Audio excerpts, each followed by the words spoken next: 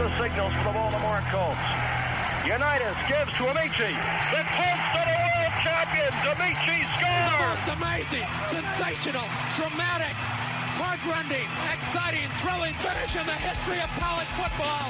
California won the big game. 5 seconds left in the game. Do you believe in miracles? Yes! This is Phil Steele. This is Mike Burnham. This is Wes Durham. This is Mike Ashley. Hi, this is Chuck Foreman, number 44 of the Minnesota Vikings. Woo, mercy, this is handsome Jimmy Vane, the Boogie Woogie Man. This is Coach Fry with Virginia Tech football, and you are listening to Big Dog Sports Talk. Are you ready to rock? Are you ready to roll? Okay, let's do it. You're in the doghouse with Rick Watson on Big Dog Sports Talk, presented by Pulaski County Sports and Entertainment. Join us in the Family Fencing Studios and chime in on the McClellan Chiropractic chat line. He's keeping cool with help from Little River Heating and Air, but this show is straight fire. And now, the big dog, Rick Watson.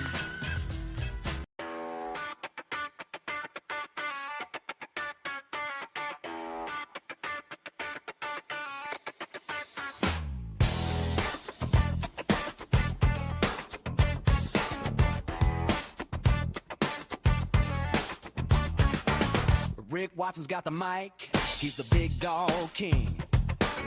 Cover sports so sharp, it's a New River thing. Virginia Tech fire, Radford pride too. Every stat, every play, he's bringing it to you. He's got that voice, deep as the valley, breaking it down, no dilly, no dally. Big dog sports talk, feel the bark, feel the bite. Rick's in the zone, every day, every night, from the Hokies to the Highlanders. He's got the spark, Big dog sports talk, lighten up the dark.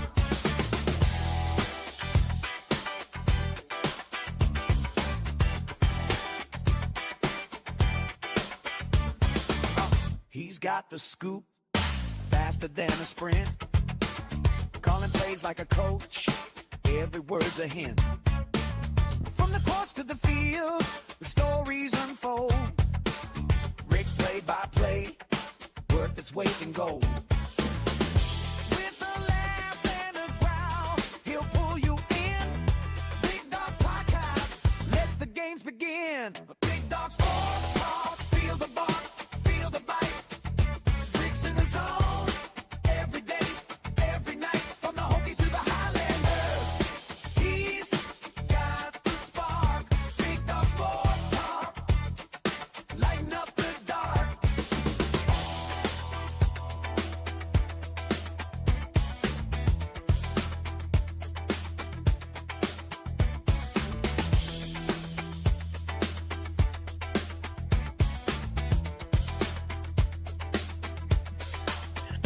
Good morning.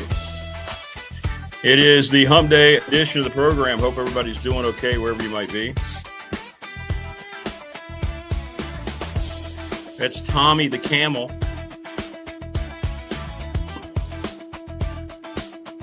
I just gave Tommy a name. Sports Talk, feel the bark, feel the bite. Rick's in the zone, every day, every night, from the Hokies to the Tommy the Camel. He's Tommy. As we get to Wednesday. Lighten up the dark. Big Dog Sports Talk. Feel the bark, feel the bite. Rick's in the zone. Every day. Hit us up in the McClellan Chiropractic chat room. Professional Incorporated text line. Kion Brown, Damien Sordelett today. Lighten up the dark. Good morning, Stephen. How are you?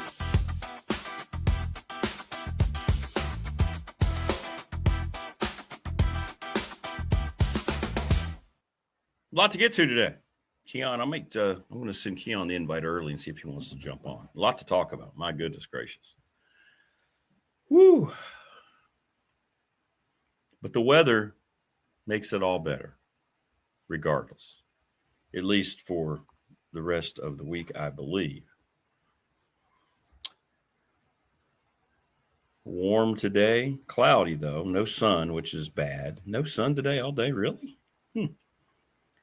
Rain tomorrow. A little colder this weekend. Figures we have a softball tournament. No 60-degree temperatures this weekend. And then next week, inexplicably, back down in the 30s as highs. So we're not quite done with all this mess. But we're getting there. Hopefully. Want to thank Family Fencing, sponsor of our studio here. Get a free quote at 540-200-8294, familyfencingnrv.com. I just mentioned McClellan Chiropractic. Thanks to them. Mark Hunley. Hope they prepare for the onslaught of me coming in a couple weeks to go through the gauntlet. Sponsor of our chat room. Pulaski County Sports Entertainment is the presenting sponsor of this program. Appreciate Jonathan and Tim. We're still trying to arrange Stacy Compton on the show. I don't know what day that'll be this week. I'm waiting to hear back from Stacy. Little River Heating and Air, 1095 Radford Street in Christiansburg, 540-553-2971. Now you need to get your air, heck, maybe even your heating still after looking at next week's forecast. The attorney Ryan Pry, I guess the question is moot now. 701 West Main Street in Radford, Trust and Estate Planning. The question was, how many wins did Tech have to get in the ACC tournament to stay alive for an NCAA berth? And, well, we know the answer is going to be none. Ouch. We'll get into all that. National Bank member FDIC, the exclusive banking partner, BDST on YouTube, my exclusive banking partner, working with them now to get everything kind of refinanced in a good way. Professional Door, the residential and commercial garage door company up in Dublin. They are the best with Travis Williams. Family owned and operated, 38 years in business. You can't beat them. By the way, the Ready Set Fund. Here we go. So Floyd County used them again. I've been telling you how great this is. If you're not utilizing it, then shame on you. Bob said Floyd County softball had their best year ever going through the Ready Set Fund. They made $4,300 in just a week for uniforms, for equipment, whatever it might be. You talk to the Floyd County softball people about the Ready Set Fund. That's awesome.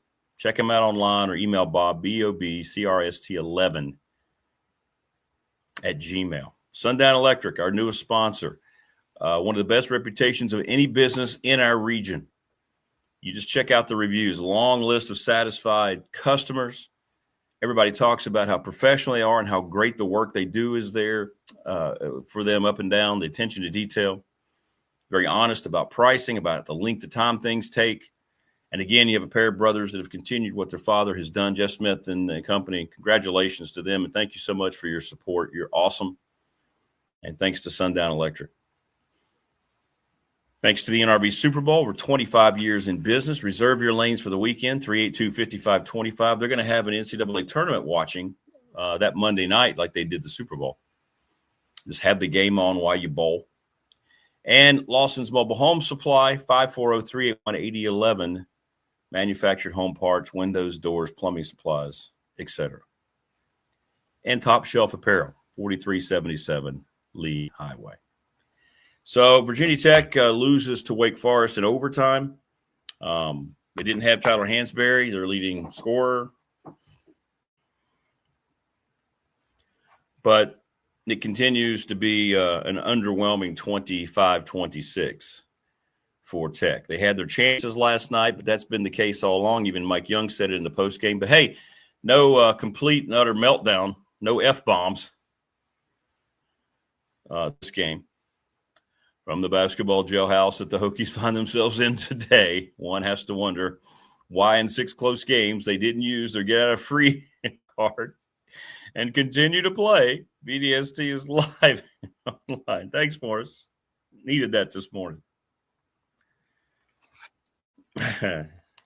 So it's over now for Tech. There's no more speculation. They know they'll get an NIT invite, and it's up to them whether or not they accept it.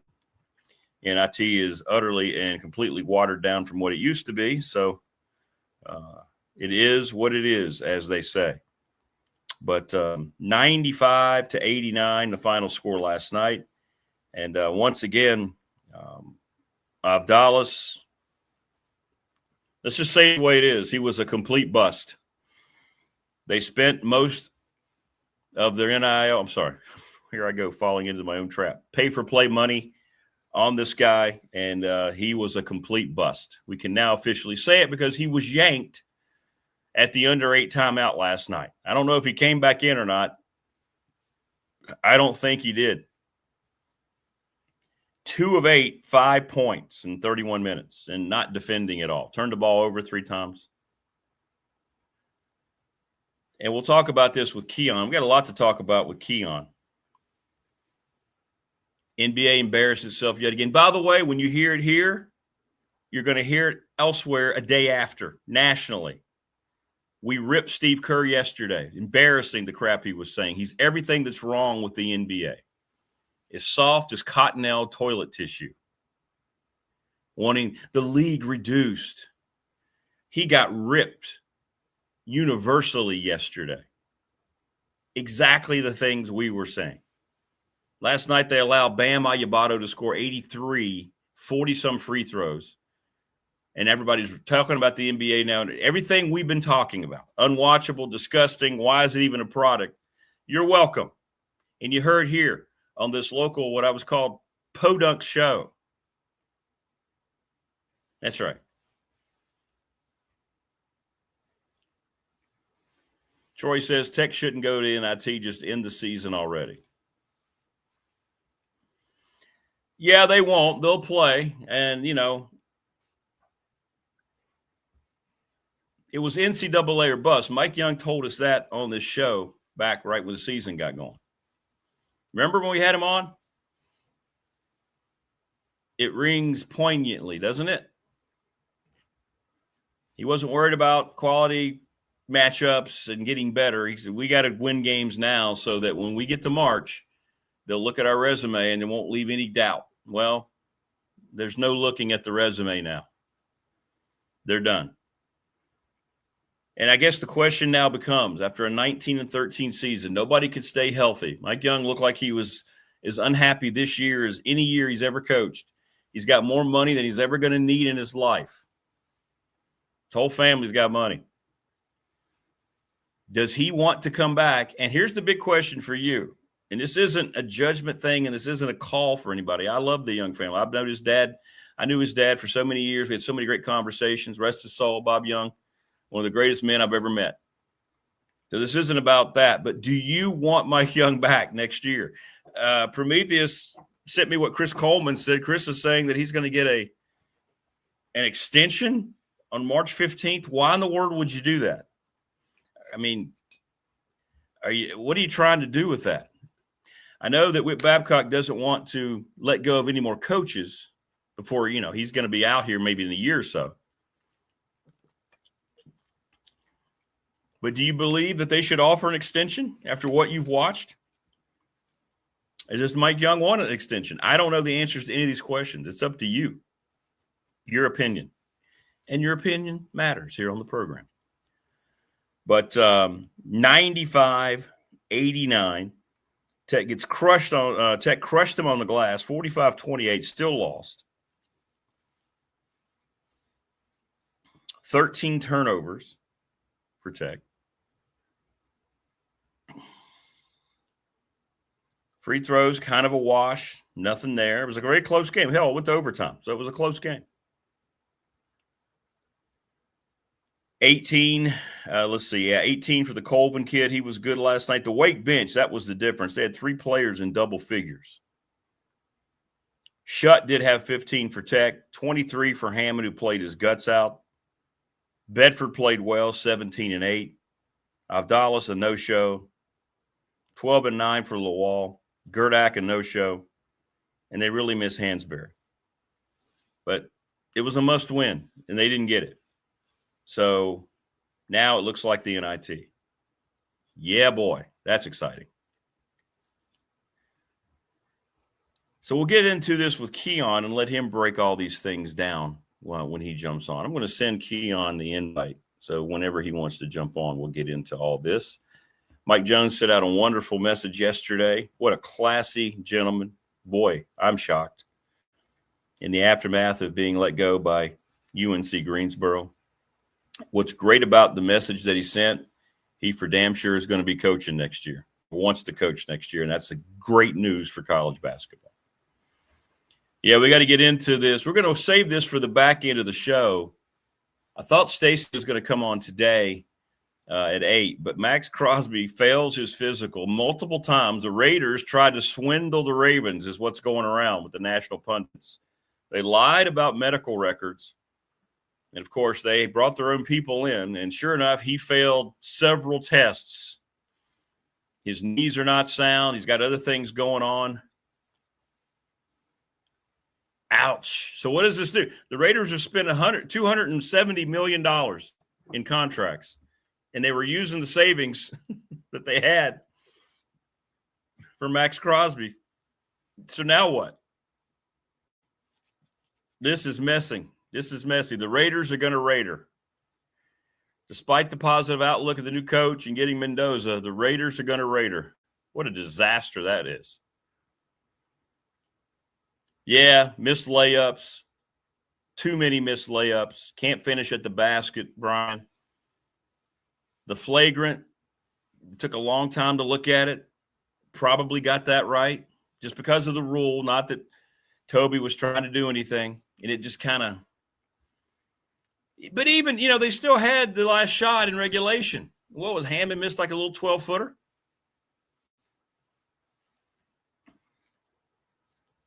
So they still could have won it in regulation despite all that. And sometimes when you win games like that, it propels you into the next round and you play well. But they won't have that opportunity. As Wake Forest takes out Tech. And now we'll have to wait and see what happens in the aftermath. I think we'll talk to Kion about it. Abdallas fooled people early with the Providence game. The hype surrounding it we talked about this when it was going on. There was so much hype. I mean, there were people looking at him like he was going to be one of the top 5 players in college basketball. What a coup Mike Young, pulled off.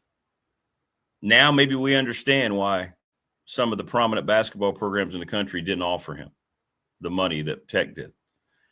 You have to – it's not just about having money and having pay-for-play dollars. It's about doing the proper evaluations. And I'm going to stick by this. This isn't finger-pointing at Mike Young. I think you have to rush through these. And you can't have as much time as you could back old traditional recruiting when you start looking at high school kids for a couple, 3 years, and then they become – age eligible, and you already know all their positives and all their negatives and all these things. So now you have to just kind of evaluate. Probably since he was an international guy, you get a lot of tape. Didn't get a chance to watch him in person. I don't know how many meetings you may have, but that's a lot of money to spend for the lack of return. The ROI did not work out for Mike Young. And let's just say it what it was. He was a bust considering how much money they paid him. And we'll see what the money looks like going forward, and we'll see if Chris is correct. I think Chris said by the 15th of March. Prometheus, thanks for sending me that. And then what's your reaction going to be? Are you going to be happy with that? How long will it be? Contract set to expire at the end of next year. I don't know.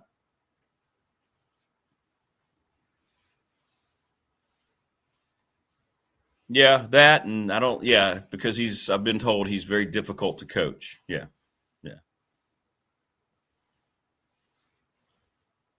But there's a lot of things there. He's very careless. He turns the ball over a whole lot. So that's not good. But we'll get your thoughts on it. Very disappointing, and I can't even imagine how disappointed Mike Young is this morning. Because we had firsthand experience talking to him, how much it meant to get to the tournament this year. And now it's not going to happen. No David Teal today. He's covering the tourney. We'll talk to him next week about all this. Reached out to him, and he politely said, hey, I'm going to be pretty busy. No problem. So Wake Forest wins. They won 2 close games with Tech. They got blown out by Tech. And they move on, and the tournament continues without them. Babcock says he believes in Young. Yay. Well, that tears it. I'm sold.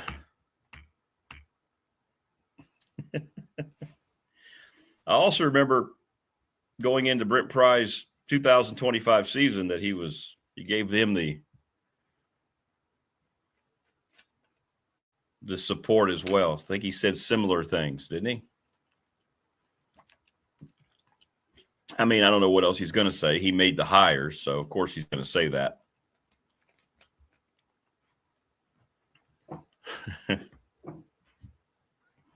Yeah, boy, that should make everybody excited. Hey, Witt says he believes in him. Yay. I think it's just going to come down to Mike, to be honest, whether he wants to keep doing it. He's a very competitive person. I can't imagine he want this to be his legacy. This is a job he's always wanted. I can't imagine him walking away after this season. He's supposed to have more NIL money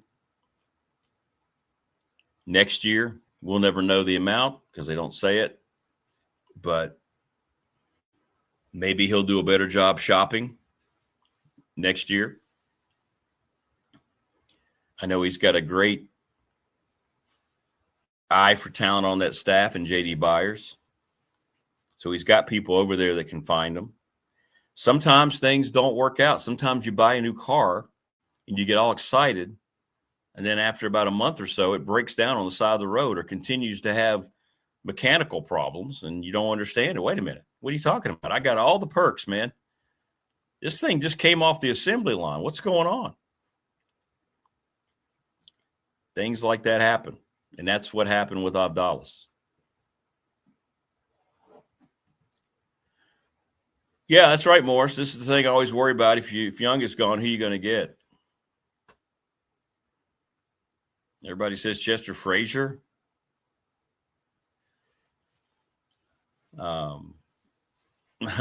Prometheus says, I would fire Witt and keep Young for one more year, no extension. Well, they say they're all in, Tebow. They say they're all in with men's basketball now, right? Is that true? Or is so much of it going to football, they're not even giving the next program that makes money what they're supposed to get? Look, you're not going to be able to catch up in the ACC if you don't spend. And I don't know what they had in totality because nobody has to report it. But we did find out that graphic that was sent to me yesterday that every school in the SEC had at least $10 to $12 million invested in their basketball roster for pay for play. And what's it going to look like for Tech? I don't know. But this is, especially in basketball recruiting, this goes back to what I've said. And, I don't get as much pushback now because people are finally seeing it. Recruiting is not anything like everybody continues to think that it is. This is all about money. It's football, it's basketball. It doesn't matter about anything else. All they want to do, they want to play, especially in basketball, because there's only 15 spots. But they just want to know what they're going to get. And if you don't have it to offer, you're not going to get them.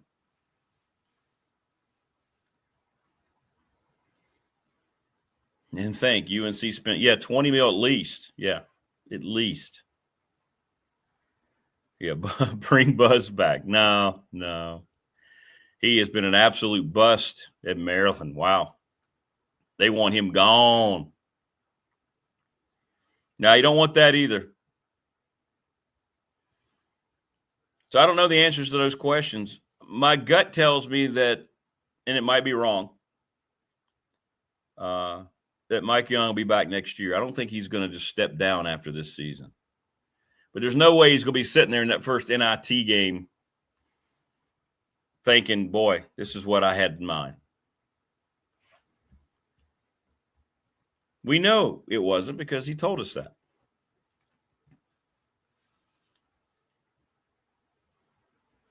So if Tech wants to get serious, they're really going to have to invest.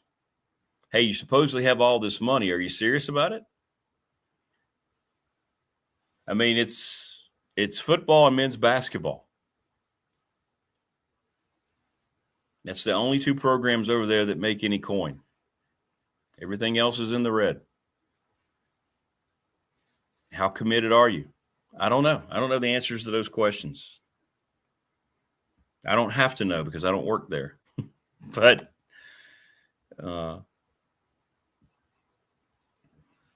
they had talent. They couldn't stay healthy. Let's be honest. I'm going to get a bunch of text on our professional door text line that I'm being an apologist again. But no, they were out their best. They were without their best player last night, or one of their best players. Hammond's probably their best player, but Hansberry's really good. Yeah, not only are there 15 spots, only 200 minutes to give per game. That's probably just as important. And Mike did not do that well this year. No, you're right. Think about it. Your big investment got pulled at the under 8 media timeout in a must-win game. In the life preserver game, you pulled that guy. But they keep losing close game after close game after close game. And that's what happened again last night. So there you go. All right, I see that Kion Brown has joined us in the green room. Is he ready to go here? As he gets settled here, we'll make sure KB's with us. You good, KB? Hang on 1 minute, he says.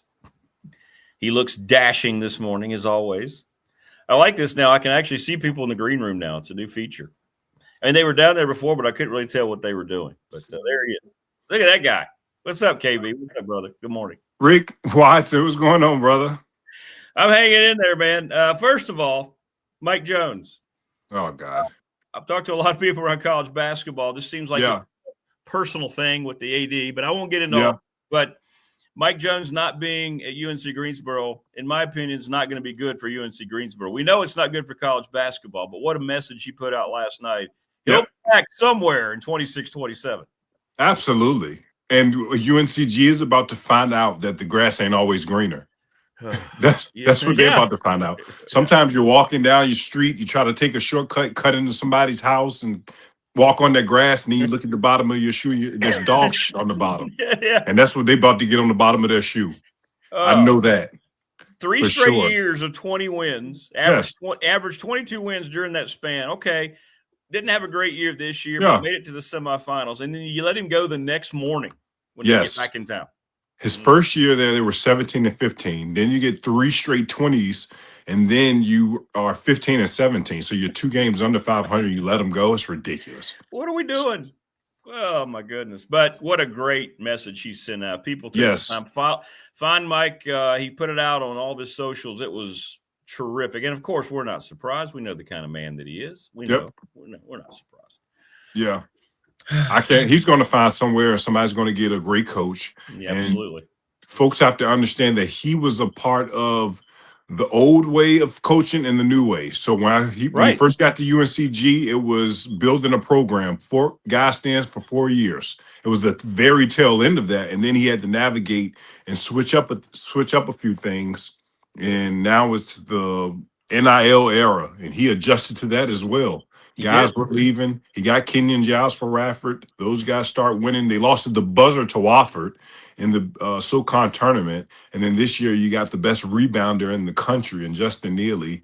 And then you win 2 games. You're right there with Furman. Furman just gets white hot in the second half. That's all that was. That's all that was. They shot about 75% for the majority of the second half.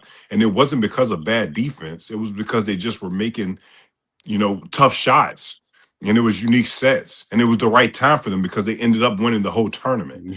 So it's ridiculous. They crushed in the next round, and you watch Furman will win an NCAA game now, upset somebody, and Mike was that close to beating them. So, well, we know Coach will be good. I'm going to try to get him on here soon when things settle down a little bit. But great message from him. Not a great message out of Blacksburg last night. Another close loss in overtime this time. They made a nice comeback, had a chance to win into the regulation. And let's just say it. You sent me a text. Avdalis is not who everybody thought he was. He was a complete bust. That's all you Yeah. can say. Bust. You got a teaser of Abdallas versus Providence, a bad Providence team that we know. You know, back then we thought that Providence was going to be a team that was in the NCAA tournament as well. Now Kim English won't even be back next year. So he had an explosive game versus them, but not much else for the rest of the season.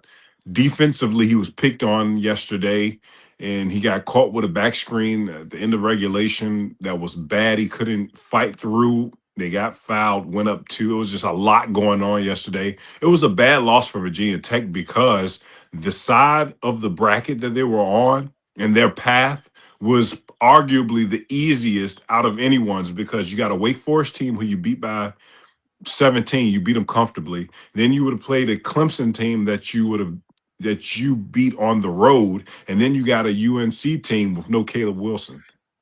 Right. So that was your path. And then who knows what happens after that? You play a UVA team who you can beat. It's a rivalry game. Anything can happen. But you lay an egg and you blow it yesterday. It was tough to watch. It was hard to watch. And now their season is essentially over. It is what it is. Call it what it is. They did not have Hansberry, which hurt. That's been the story all year too. But why couldn't they keep more people? It was weird the way they always had somebody pop up injured. It was very strange. Yep. All year long.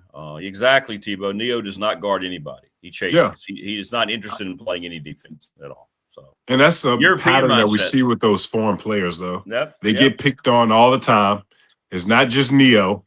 It's everybody from over there. There's nobody that really is like separates themselves on the defensive side and say, I can score the ball, I can be a playmaker, but I can also defend. They always get picked on. That's their MO, those foreign guys.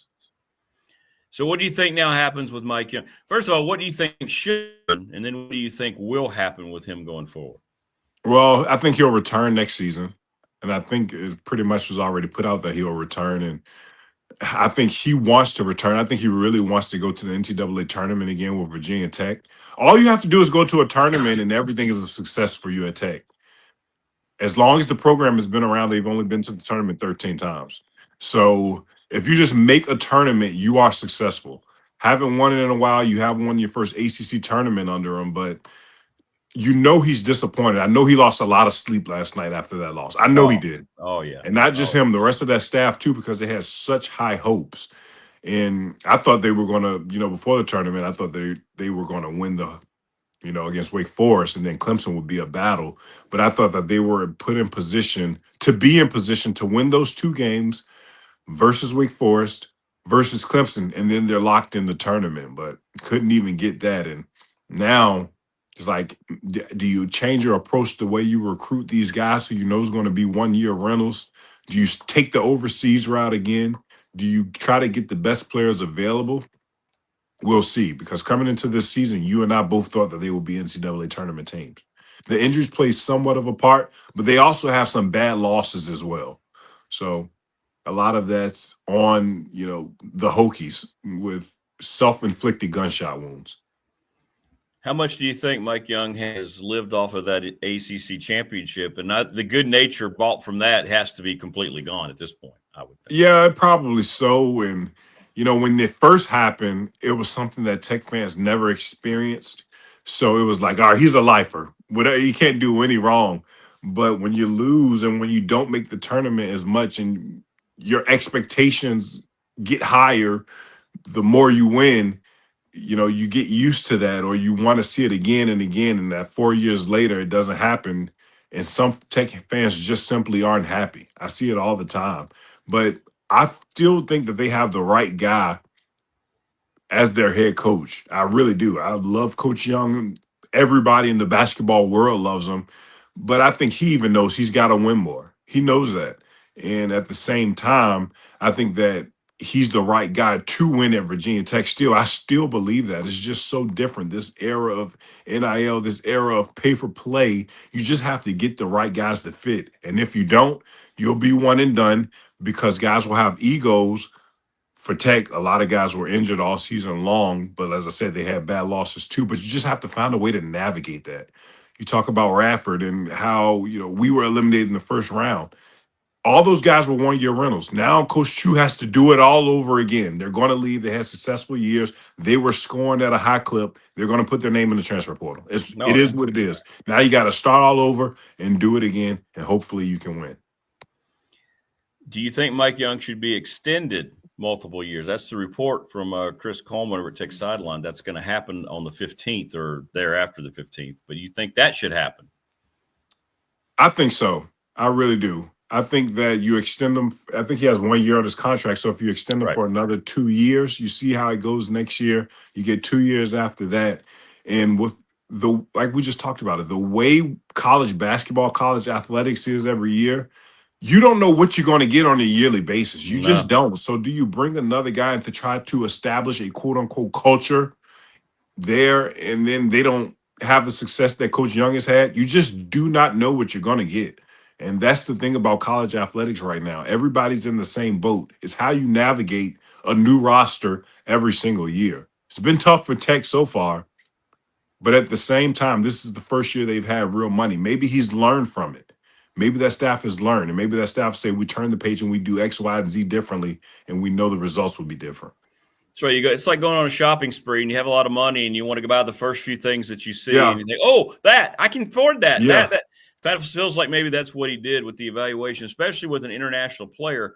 You just don't have enough time to go out and make sure you do all and turn all the stones, because everybody's trying to get in with the money they have to get these guys. Maybe they rush the evaluation of Dallas, but I'm telling you, man, that guy got pulled at the under 8.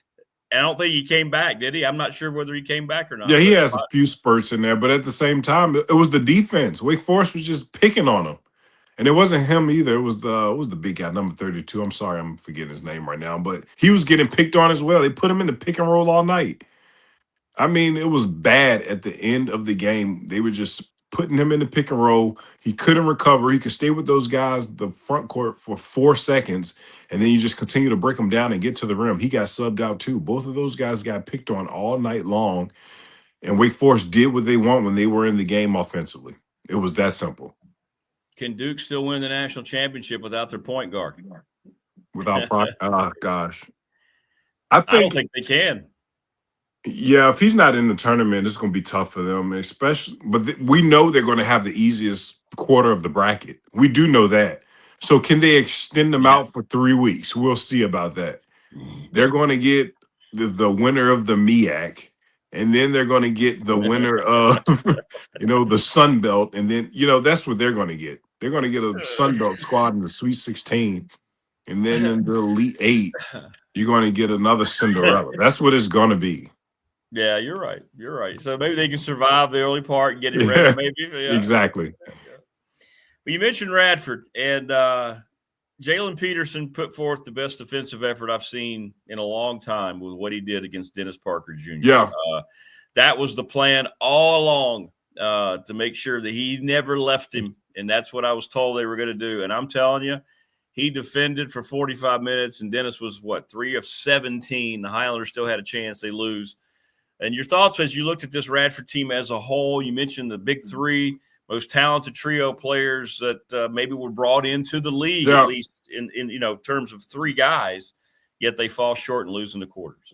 Yeah. Well, my initial thought is if you're up 3 with 2 seconds left, foul. That's one thought that I had. The other thought that I had was, even though Dennis Parker struggled, and you said it, he got locked down, you still were winning. You never trailed during regulation.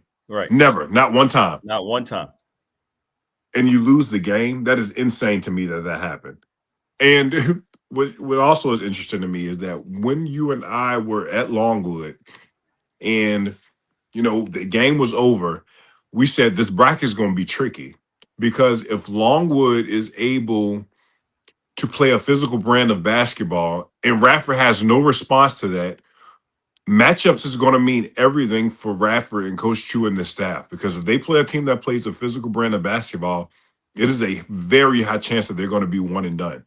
And when I saw that Presbyterian was the team that Radford had to play, and I thought of Coach Farrell, and I understand that he preaches rebounding, defense, and playing physical, I said this is going to be probably the best game of the day, but the toughest matchup that Radford could have asked for. Radford ended up losing. You could just see it coming. I mean, even though they were in control the whole game, you always know that in March, a team is going to make a run in the second half. It just happens. I don't know how it happens. It just does. There's been 6 buzzer beaters throughout conference tournaments already. Yeah. It just happens. So when I saw that, I said, this is going to be a game that Radford might not be prepared for because of the physicality. And at the same time, you wanted to win versus Longwood so you can avoid that quote-unquote 9:30 p.m. tip-off, which ended up being like 9:50 or whatever it was. Yeah, you don't want to play that as well. Yeah. So there was a lot going against Radford, a lot that I thought that they needed to avoid. They couldn't, and it was the physicality of Presbyterian get back in the game. But at the same time, that staff loves numbers. Foul up 3 with 2 seconds left, and you would have still been playing on Saturday in the semis. High Point wins back-to-back years. On paper, they don't have as much talent. They lost their 5, but for some reason, they seem to play better.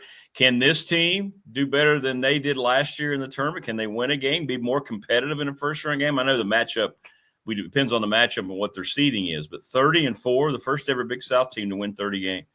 Yeah, it depends on the matchup, as you said. Last year, you got Purdue, Braden Smith, Braden Foster Lawyer. That's just a bad matchup for High Point. Even though they were so talented, I thought you give them anybody else at that line, it'll be a bit more competitive. And it was fairly competitive. They were down by 8 the majority of the game versus Purdue.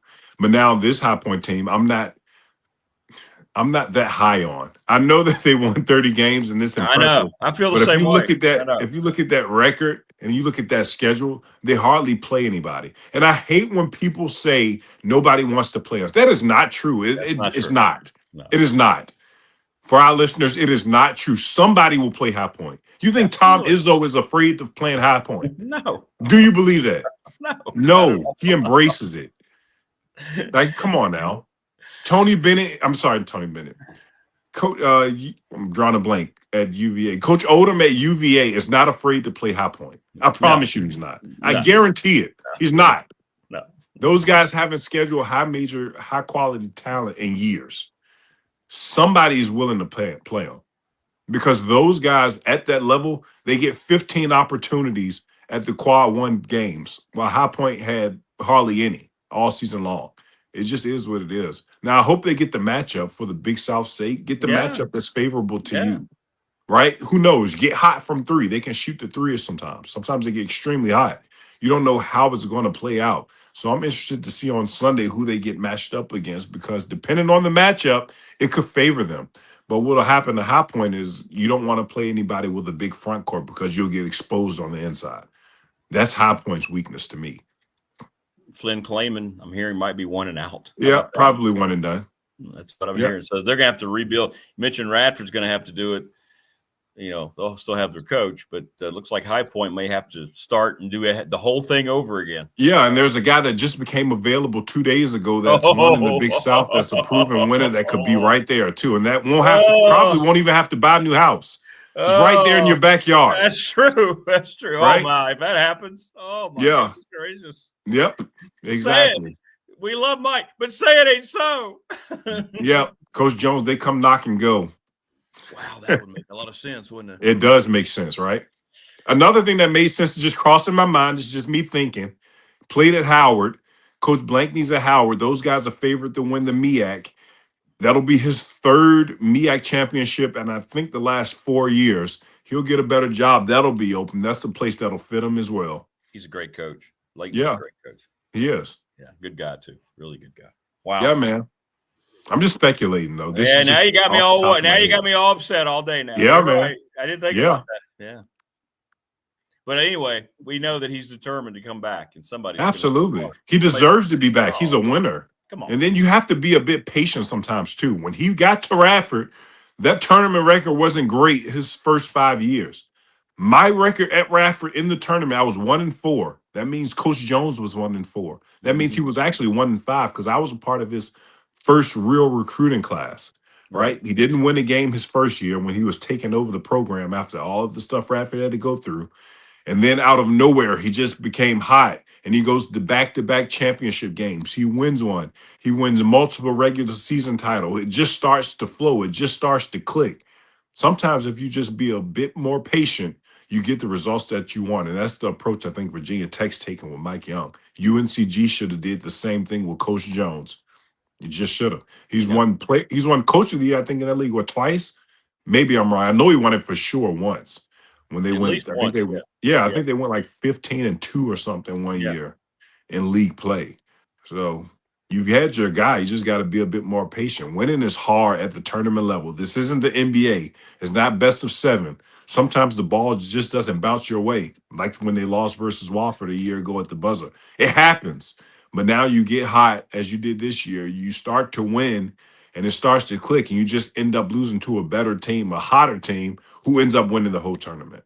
I don't get it sometimes. Agreed. I know.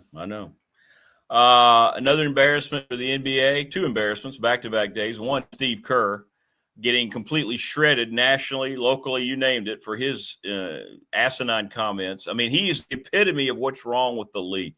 Every time he opens his mouth, he's dumber somehow than he was the previous time. Man, Steve Kerr's getting killed everywhere, not just by Rick Watson, but we were all over it. Come on, Steve. They're killing you, dude. Jeez, come on. Shut up. Yeah, man. Just shut up, you loser. Yeah, and it's just the face of what's going on in the league. And then last night they let Bam score 83. That is, I just looked. People are irate. Well, they're more mad because he scored 83 because Kobe's record is broken. I'm going to die on that hill. I promise you I am. I promise you I am. That was like sacred to Kobe, that 81. Now it's broken. Guys are upset. That's all that is. I promise you that's what it is. I never thought about that. I see it right now. I see it. I'm telling you, tonight when you get, or today, throughout the day when you get on social media, you're going to see that. People said that 81 was harder than Wilt's 100. Now his record is broken and folks are mad. You can't put your head off on that anymore. Bam's got it. You got to move over, Kobe. We love you. But somebody else has got it. It can't compare what Bam did last night to what Kobe did. But he did it, though. You have to give that man credit for that. Nobody woke up yesterday saying Bam was going to score 83. That is something that's happened. The Wizards should be ashamed of themselves. I'm not surprised that it's the worst franchise in the NBA right now. Now, I'll say that. You go to a Wizard, they're giving out Wizards tickets for free. I remember I told you the story a couple of years ago when I was living up in the DC area. Yeah. You know, now I moved 20 miles south, where they broke into my car and put 2 Wizards tickets on the front seat. Like, it's ridiculous how bad the Wizards are. Like, it's crazy. They don't take anything. They just leave They don't take anything. Tickets? I had a pair of Wizards tickets, and then I had a pair of, my Commanders tickets in there as well. That's how bad DC sports were at the time, and still are, apparently. That's funny. They put a note that said, "Sorry, we had to do this." But yeah, exactly. My goodness. But the fact he's out there in a 30-point game, and it was just you keep him out there. You score as much as you can, and I love the fact at the end of the game that they intentionally fouled so they can get the ball back to give them the record. Yeah. I love it. No, keep it up. Man. Come on, you're an integrity guy. Yeah, I want it. I need all that. I got a chance to break it. I'm getting it. Because at the same time, he shot a lot of free throws. You got to get up there and make them too. He knocked him down. 20 of 43 from the floor. How many free throws did he shoot? I'm trying to see. I think he shot 40 or something like that. 40 free throws. Yeah, something crazy like that. 37 maybe. Yeah, just terrible. I'm proud of you, Bam. Keep up the good work, buddy. They can't stop you. Keep scoring. The league is so bad. It's not even a credible league. You can take out professional out of it. It's just like a rec league now. That's all the NBA is. And it's because of your guy, LeBron. Oh, no, we're not going to do that. Absolutely, we're not going to do that. Nope, we're not going to do that. This is LeBron. That's what we're not going to do. Because it's so crazy. That's how long he's been playing. All of the Kobe lovers don't understand. He's been winning MVPs in the Kobe era. This guy's been playing since 2003. Like, what are we talking about? Since 2003. This man has, you know how many people have been born and graduated college since he's been in the league? That's where we are now. This is insane. He has nothing to do with all of this change. He has one more year left. The NBA better Thank eat God. off of him for one more year, because once he's gone, they're going to have nothing to talk about. And you're really going to see the ticket sales, and you're going to see the jersey sales, and you're going to see the social media engagement. All of that stuff is going to decline, because after everything that's happened this year, you talk about the Detroit Pistons turning around. You talk about Wembanyama playing unbelievable basketball on both sides. You talk about everything that's happened positively, they still are going to result to the GOAT debate and Michael Jordan versus LeBron James. That's what they still do. Guys are getting tired of that as well. Just talk about what you see. Sometimes there are good things that happen in the NBA. Folks just don't know about it because you're just trying to shove LeBron and the Jordan debate down our throat. That's Well, what it is. And that's the problem. They don't have none of these international guys. I mean, I'm sorry, they might be great players, but it's not going to be the same. They don't have anybody they can market the league. I've said They this. don't. They don't. Yeah. I said this about Wembley. I did. I don't agree. He might be a great. I don't. Whatever he is, but it's not going to work in this country. I'm sorry, it's not. But at the same time, I can understand it, because you got guys who talk about LeBron the way that they do. Why would I want to be the face of the NBA? I mean, truly, why would I want to be when you see where he can carry a league and how you get talked about? I don't get it. That's why folks don't want to do it as well. It's a lot of layers to peel on this onion. But They like I said, next year it's over. The NBA will get their money because it's going to be a farewell tour, and it's going to be a ton of money to stream his games, to stream. Guys that want to get the ticket sales. The tickets are going to be through the roof for the next 82 games next season, and they're going to eat off of it. And then the next year it's over. Good luck to the NBA after next season. There's no chance for that league as long as Adam Silver's in charge of it. None. Yeah, like I said, but next year they're in a great position next year. I promise you, the ratings are going to be through the roof next season because LeBron is going to announce that retirement tour. Everybody's going to be tuned in on a nightly basis. It just is what it is. So it's going to seem like everybody's going to watch. It's going to seem like the numbers are growing when it's just LeBron. I promise you. Do you I think can see it coming. This is an honest question. This isn't just giving you a hard time. Yeah. You think LeBron still has that national appeal? Absolutely. I mean, when you announce a farewell, you announce the farewell tour, everything that he's done for the last 23 years, you're going to be able to see it for the last time. You understand that. So psychologically, you're going to want to tune in just because of that. Just because of how long he's been. I'm telling you, I promise you. Right now, all they talk about is LeBron today. ESPN. That's all ESPN talks about. It's every sports news cycle. It's everywhere you turn. They just talk about him. And it's not like he's asking them to talk about him. It's like, dude. Oh, God. Well, he gets criticized a lot. Now, that's but at the same time, there was an incident that he had with a guy on ESPN a year ago that he talks about every single chance he can. What's ESPN? Right, but he's not just going on ESPN saying it. He's going on CNN and saying it. He's going on podcasts and saying it when nobody's asking him about it. And you know exactly who I'm talking about. You're giving too much credibility to that network. I'll tell you that. No, but I'm saying the guy he works for ESPN, but he does so much outside of ESPN. And LeBron confronted him during the game, and now everywhere he goes, and now everywhere he goes, he mentions LeBron when nobody asks him about him. Well, it's crazy. But again, you're giving him credibility when all he is he's just whatever he is. Stephen A. Smith. Come on. Well, we'll see. I just know the league is broken, and that last night was embarrassing. It's getting shredded. It's going to continue to get shredded. I'm surprised that the integrity of the game was attacked like it was last night, and you're supporting it. I'm supporting it. Bam. Keep doing your thing. It's just people mad at Kobe. You just hate mad Kobe. that Kobe doesn't have the record anymore. I promise you that's what it is. I see it already. No, I don't think so. They're going to discredit him because he broke Kobe's record. Nobody said anything when Devin Booker scored 70 a couple years ago. Nobody said anything when Luka scored 70, when Joel scored 70. They were giving him praise. But as soon as you break Kobe's record, the NBA world is on fire. They can't believe it. It's over. I didn't know you hated Kobe that much. I don't. I actually don't. Kobe? He was actually my favorite player until LeBron got into the NBA. Breaking news. Kion hates Kobe Bryant. But I'll say this, the thing about Kobe and Jordan is that if they were busting in the NBA, they'd be Derek Williams. You remember him from Arizona? That's who they'd be. If LeBron was a bust in the NBA, he'd be well known Everybody will still be talking about him today the way that they talk about Kwame Brown. Michael Jordan and Kobe Bryant will be Derek Williams of Arizona. There was no expectation for Kobe or Jordan coming out of the NBA, coming into the NBA from the draft. None. A little bit, because Jerry West traded up to get, like, Jerry West knew what he had in Kobe, right? Right. But had he been a bust, right. Nobody'd be talking about him. He'd be Darius Miles. That's all he'd be. He exceeded expectations. He did. Well, he averaged 7 points as a rookie.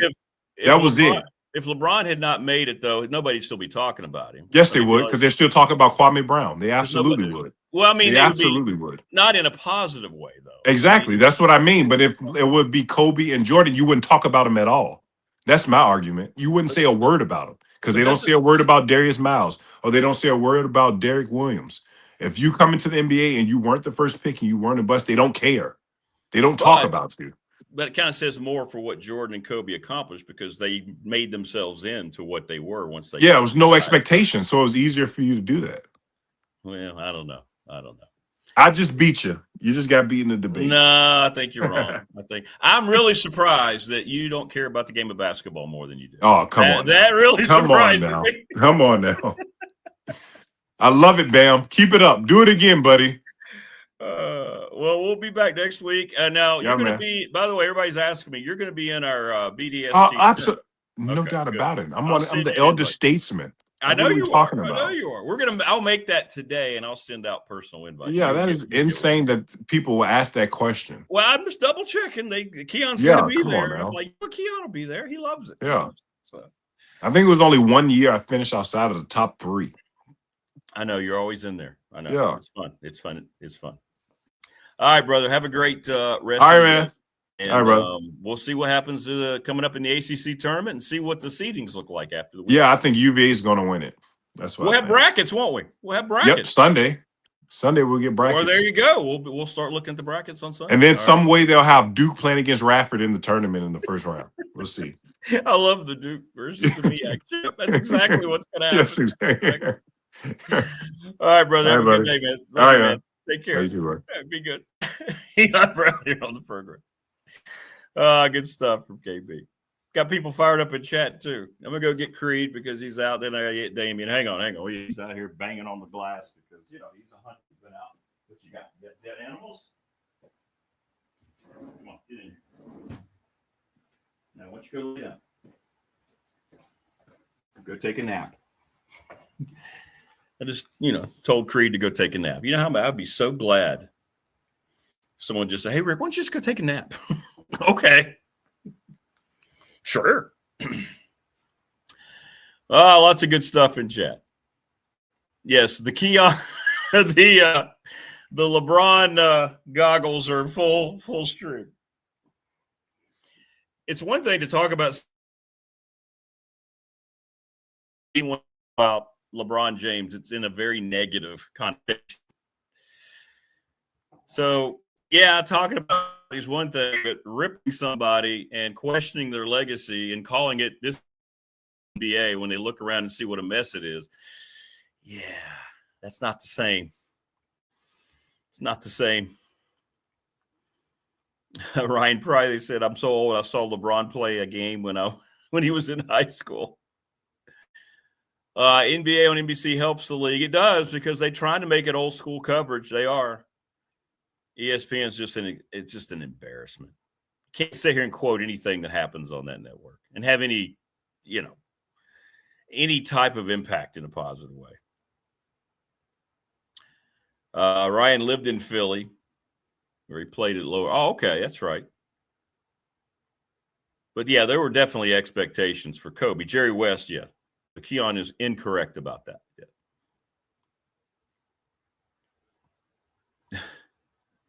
The average NBA fan has LeBron fatigue.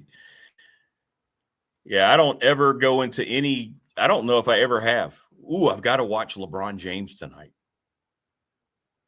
That wasn't the case with Jordan and Kobe and Kareem and Magic and Bird and all those guys. But again, we're draped in what we grew up with. That's what it all boils down to.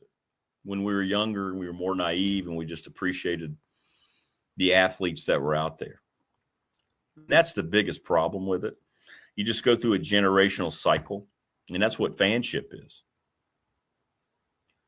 But I got to be honest, when I saw the BAM thing, I never even thought about Kobe's 81. So for me, Keon's wrong. Maybe he's right. Maybe other people don't like to give that up. But for me, I wasn't thinking about that. Like, I just looked at it and I was watching the highlights and seeing what people were saying, some of the fouls. It's a 30-point game and they're leaving him out there. The league has no integrity. They're not serious about what they do. And Steve Kerr, I hope he continues to get ripped. That guy just needs to get out of the game. He doesn't do anything at all that makes the NBA better. Yeah, I know he coached the Warriors. He won some titles, blah, blah, blah, whatever. He wouldn't have done that without Steph Curry. He lets Draymond Green run all over him. He complains about everything politically that he can think of, and now he's saying the league just needs to reduce its games. It's just too hard. He is everything that's wrong in that league. He is the face now of everything that's wrong. Well, there's two faces, him and LeBron James. Joining us now on the program is that gentleman, Damien Sordelett. He is, of course, the Virginia Tech football beat writer for the Roanoke Times, but he covers everything. What's up, brother? How are you? Morning. Matt, I'm sad I missed you in Johnson City. Went down there Sunday. I know. Yeah. Disappointing last Friday night, to say the least, for Radford. Got locked up. You interviewed Dennis Parker Jr. after his 53, and Jalen Peterson locked him up. He was, 3 of 17, whatever it was, in the game. So, yeah, and then you kind of get a little luck with the 35-foot prayer off the glass. At the window. Yep. Even though it was a long shot, I'm always going to say foul. Wrap the guy up, make him shoot free throws. Because of that, right? And to think about it, that's a shot that Radford runs all the time. They know, and we make them. I watched them in practice. I'm like, wow, those guys have a propensity to make those shots. So they know, you got to foul. You got to foul in that situation. 100%. I agree. Foul them, make them shoot 2 free throws. They make one that they're going to miss the second. You put some trees in there to get the rebound, or make it difficult to get a second chance shot. So, yeah. So, yeah. Well, let's get into last night a little bit.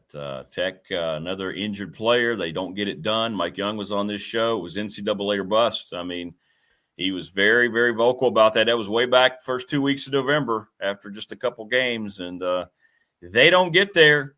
And first of all, your thoughts on the game last night? It was right there for them. They didn't have, arguably, without Hansberry, it hurt them clearly, but that was the case all year, and they still had a chance. The ghost of Ahmed Hill comes back to haunt them. Right. Boy, I know. You see the photos of the two, and you're like, how did Hill miss that bunny there up at the phone booth in D.C. against Duke? And then you look at Bedford. I mean, he's coming in hot through defenders. And the fact that he got that thing on the rim with touch that it could have gone in was a spectacular play on his part. It's just unfortunate luck that didn't go in. And let's put it this way. Virginia Tech found a way to lose about every one of their losses has been different. They found a different way to lose each time. And yeah, they have. That's kind of like Tuesday night was the microcosm of their season. Injured player, you still play tough, but you find a different way to lose. And I'm glad Mike Young did not take the Stanford coach approach to the NCAA tournament, because he's up there like, man, if Oklahoma can go 6-12 in the SEC last season and still get in the tournament field, right. What about us? We're closer to 500 than that. Mm-hmm. And I think Mike Young realizes, we didn't get done. We weren't playing really well here heading into the tournament. Megan Duffy made a point of that after her season went done. After they were bounced from the ACC tournament. She's like, I talked to committee members from last year. They're like, well, you weren't playing well down the stretch. She's like, we've won 10 of our last 12. The Tech men can't say the same thing. So, no. Just They couldn't defend straight line drives. They couldn't.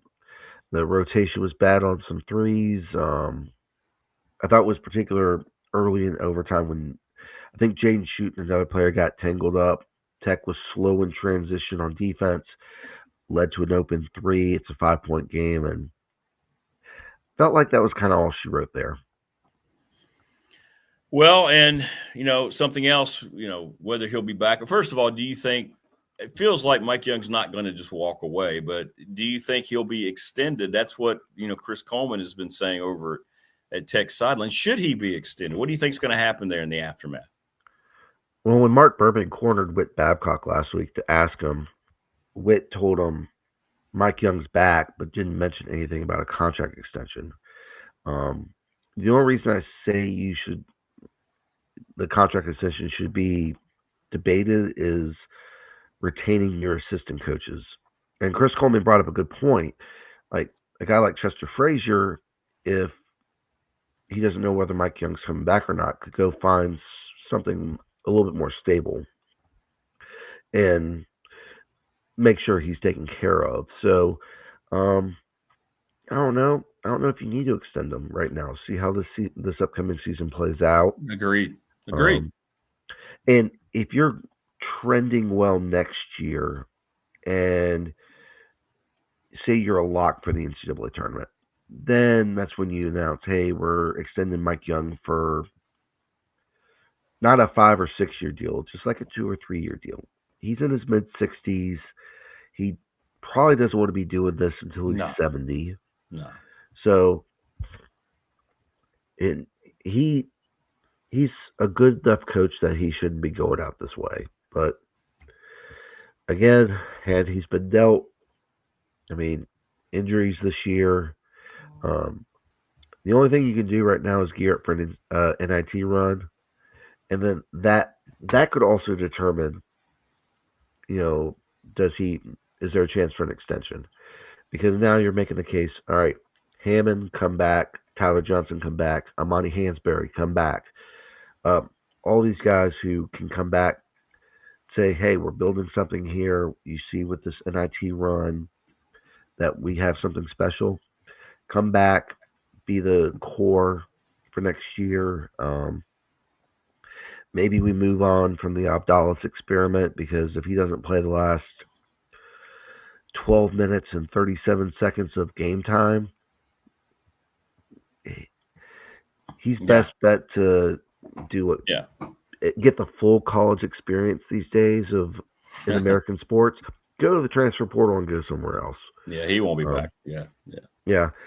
His draft stock's probably taking a hit, so he probably needs to go somewhere and improve that. But I think if you can have a good NIT run, that could help Mike Young's case.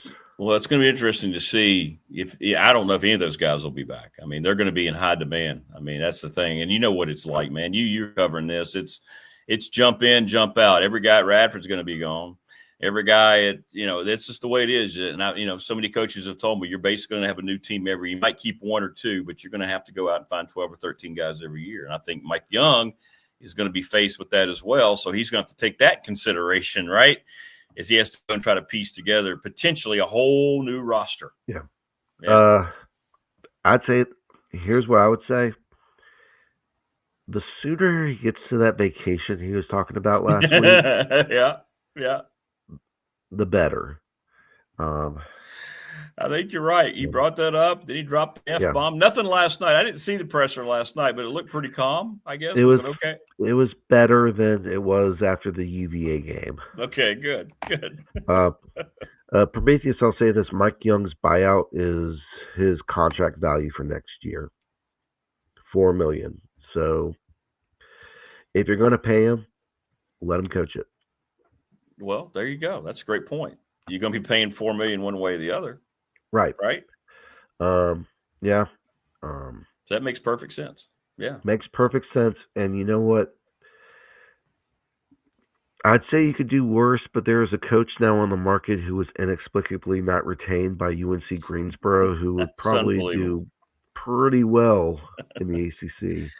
Yeah, he's not going to be on the market long, in my opinion. That was a great what he released yesterday. And I reached out to him. I'm really close with Mike, and he reached out to him, and he says he's going to talk to me here soon. He wasn't quite ready for that, but what he released yesterday was really just shows you the kind of class man that he is, man. It was unreal. Oh, yeah. If people haven't seen it, you need to read Mike Jones' post about being let go at UNCG. One bad year. And they are like, we're not going to retain you. He averaged 22 wins for 3 years, and then, one bad year, and he's gone the next morning. So it was obviously pre-planned. It was obviously something that AD had decided they were going to do regardless, right, unless he won the tournament. Right. Well, they've already elevated Brian Stiff to interim head coach, and they'll probably give him a chance to get the main role. So I don't know what they think they are down at UNCG. I really don't. Good luck with that. Good luck with that going forward. It's a basketball school, so they don't have football to turn to. Well, Mike will be back, and someone will be very, very, very happy. Very happy. Agreed. But anyway, so Tech now looks for the NIT. It's not what Mike Young wanted. He said it here on the show. There's no excitement going to be over there for accepting that NIT bid. None. And I don't know how you get behind that now. They put everything into going to the tournament. We had J.D. Byers on. They put everything going into the tournament. It didn't happen. So now how do you I don't know how you recharge the batteries. How do you keep guys interested? You can't keep guys healthy anyway. How are they going to be interested in going out there and playing a team from the MAC in round one of the NIT, right? I don't know. Yeah, unless you tell a guy like Christian Gerdak, hey, you get another chance to develop. Maybe you see I think Sincere Jones he's out for the year, but you can get some of these young guys some playing time. That would help. I mean, especially if you're right in that Hammond and Johnson and Hansberry have insane offers. Yeah. They're going to get lots of elsewhere. Hammond's going to be popular, right? He has to be. Good Lord. Yeah. I mean, he's a little undersized at point guard, but he's good. He's good, man. He's good. That's right. You did, Tebow. Yeah. Tebow said 2 weeks ago, enjoy Southern Miss in the NIT. It might be Southern Miss. Who knows? Hey, if no one's going to get excited in Blacksburg for it, just have the Hokies go to Hattiesburg. Yeah, just send them away. Well, they'll have the opportunity. You watch. They always want the P4s to host. So Tech will be offered a hosting. I talked their PA announcer for basketball is the father of one of our baseball players, Spare, and he said that they'll get an NIT bid for sure, and they're already talking about it. So they'll get a home opportunity. Will they accept it? We'll see. Yeah, I think it's the same as on the women's side, where if you're like one of the first 4 teams out of the field, you're automatically have a home game. Yeah. So yeah, I can see that happening. And again, it'll give Tech fans an opportunity to come out and watch them again this year. Yeah, I'll be interested to see what kind of response they get. I really will.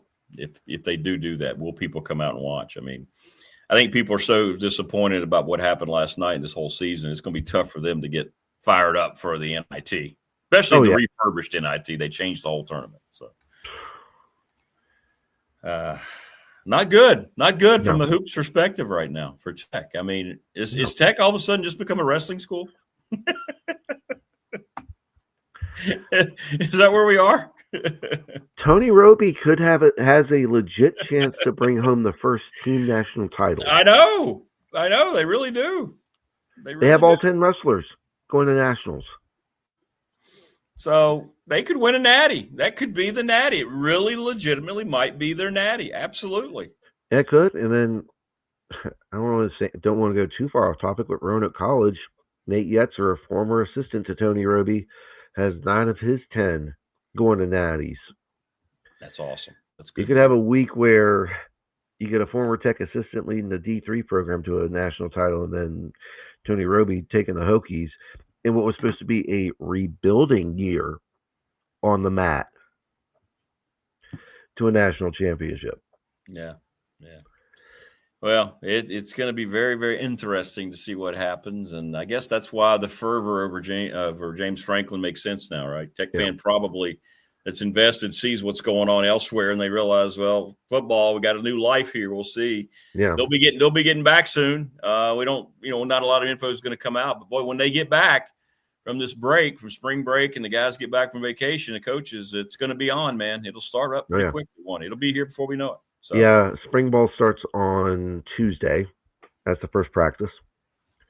And the way the schedule's shaped out, they're actually setting it up where the week of the spring game is structured like a typical week of practice during the season. Yeah. Because they're adding a Friday practice in there, in addition to the Tuesday, Thursday. So, I mean, he wants it to be more like a traditional spring game. First, you got to keep everyone healthy through the spring. And, yeah, we'll see. I'm interested, there's a few position groups I'm interested to see how the spring unfolds. See if there's any position changes or if there's anyone who stands out in certain groups. So, I'll be interested to see how this turns out. Do you get a chance to watch? Does the media get any chances to get there for practice, or are they shutting that down? Well, we haven't gotten the schedule yet for what media has. That'll probably come later this week, if not early next week. So we don't know yet. I mean, we're guaranteed to see the spring game, but outside of that, I have no idea. I haven't reached out to any Penn State beat writers to see what that was like. Oh, there you go. Yeah. Covering them. So, but at least we're able to talk to the assistants last week. And Yep. Prometheus asking, how many people do you think will be at the spring game? We addressed that last week. That's what I thought. Franklin was 66. Yeah, he's saying it's going to be 66,000 there for the spring game. I'd say 35, between 35 and 40. Yeah. By far the highest ever, right? If that happens. Also, weather. If it's going to be a miserable Saturday, no one you're right. Last year it was overcast. It was cold. It was cold. Yeah. I don't care if you're charging for parking and admission. That's still not going to be people still aren't going to come out. Now, if it's like this week has been, and it's like absolutely 80 and sunny, oh yeah, people will show up in droves. Yeah, they will. For all the other stuff going on too, they make it a whole day or weekend. Absolutely. Yeah, so the baseball and softball games start after the spring game's over. So you can essentially leave Lane, walk over to baseball. That starts at 6. Softball starts at 7. So you have options. So yeah. Well, it'll be interesting to see if it actually gets attended as highly that he thinks it will be. Yeah. But we'll find out. I hope you guys. I would like to see. It'd be cool to be able to get shots, and you guys can get your eyes on some of the players and so forth, because it's hard to know all these new guys and what they look like and how things are developing. I mean. Yeah. My guess is that nobody's going to be able to get in, but we'll see. Yeah. I mean, the only tidbit I got was like Norville McKenzie said Jeff Overton's already over 200 pounds. He was playing at 170, 180 last year. So he's already added some good weight. Wow. That's a lot in a short period of time. Good Lord. I will say this. Quentin Reddish's weight on the Tech roster online was like 170 something. I saw him last Monday or 2 Mondays ago when we got to go through the weight room. He looked thin, like because of the I don't know if it's an elbow or shoulder injury, but it looked like he hadn't been able to do any upper body work. And so I think this spring is going to be him getting a lot of work done upper body so he can be back and ready to go, because I have a feeling he's going to be a starter come the fall when the BMI game rolls in town. I don't know if I like to hear Overton gain that much weight. That's going to slow him down. I mean, that's going to be an adjustment for him. Well, so wow, he needed to add muscle because he's going to get hurt if he plays that small. Yeah, but boy, I hope it's muscle. If it's muscle, but still, he won't be as shifty as he showed that he could be. Probably right, but we'll if he can have some twitch to his game and add the tackle breaking that we saw from like Marcellus Hawkins. If he can be Marcellus Hawkins type with better top end speed, you'll take that. Yeah. But one thing we learned from like Todd Grantham, these coaches are always working. Like they might not be here together, but nobody is doing anything on vacation and putting the team aside. They're all like communicating and figuring out how, everything it's kind of cool how they do all that. So. Oh yeah. And I'll say this, Nick Perry said Josh Clark is looking like the Josh Clark before the ACL injury. Now he just has to go off tape, but that's another name to keep an eye on. Well, you already hit it on the head, though. You're right, man. They got to keep people healthy. Okay. That's the thing. Get through spring and not have any devastating injury news. That's what you hope for. It's hard. It's hard to do. It's hard to do. That's what happened last year. They went from orange versus maroon to we got to do offense defense because we don't have enough to put together. Right. They ran out of people. Right. That was terrible. Yeah. And you can't control that. You do the best you can, and it's a physical game, man. That's always got to be at the forefront. You're right. Every spring, I hear every coach. Nick Saban used to say, "What's the biggest winning mindset coming out of spring? Our health." Yeah. Yeah. Ethan Grunkemeyer will not be hit a single time this spring. No. You're going to put him in bubble wrap. Absolutely. Don't go near him. And anybody who does is going to have to give back some of their pay for play money. Oh yeah. They're going to make sure like there's like whenever he steps back, drops back, that it is cushioned. Fine him. So that way there's no like random Achilles or ACL injuries or anything like that. So they are going to protect him at all costs. Fine him. That's right. Well, it's going to be on. Where are you going now? What do you got going on now? The Washington Lee women are hosting the division. That's right. That's right. They were selected as a host site for the Sweet 16 and Elite 8 this weekend. So I'll be up there. And if they make it through to the Final Four, that is at the Cracker Center and at Roanoke College this year. So that's awesome. You don't have very far to travel, in other words. That's good. No. You're not chasing around all day. No, and I guess we'll see where the Radford women go in the WNIT. Yep. Then, of course, I'll probably be following the Tech men in the NIT because Mark Berman will be on the road with the Tech women in the NCAA tournament, wherever they go. I think right now most of the bracketology has them in Austin with Texas as the number 1 seed. What seed do they have? About a 6 seed or something like that? No, they're like in the 8 or 9 range. 8 or 9, okay. So you would have that 8-9 game and then probably play Texas in the second round. If he gets to go to Austin, that'd be a great trip. I went there last summer to visit my sister. It won't be nearly as hot as it was when I went last summer.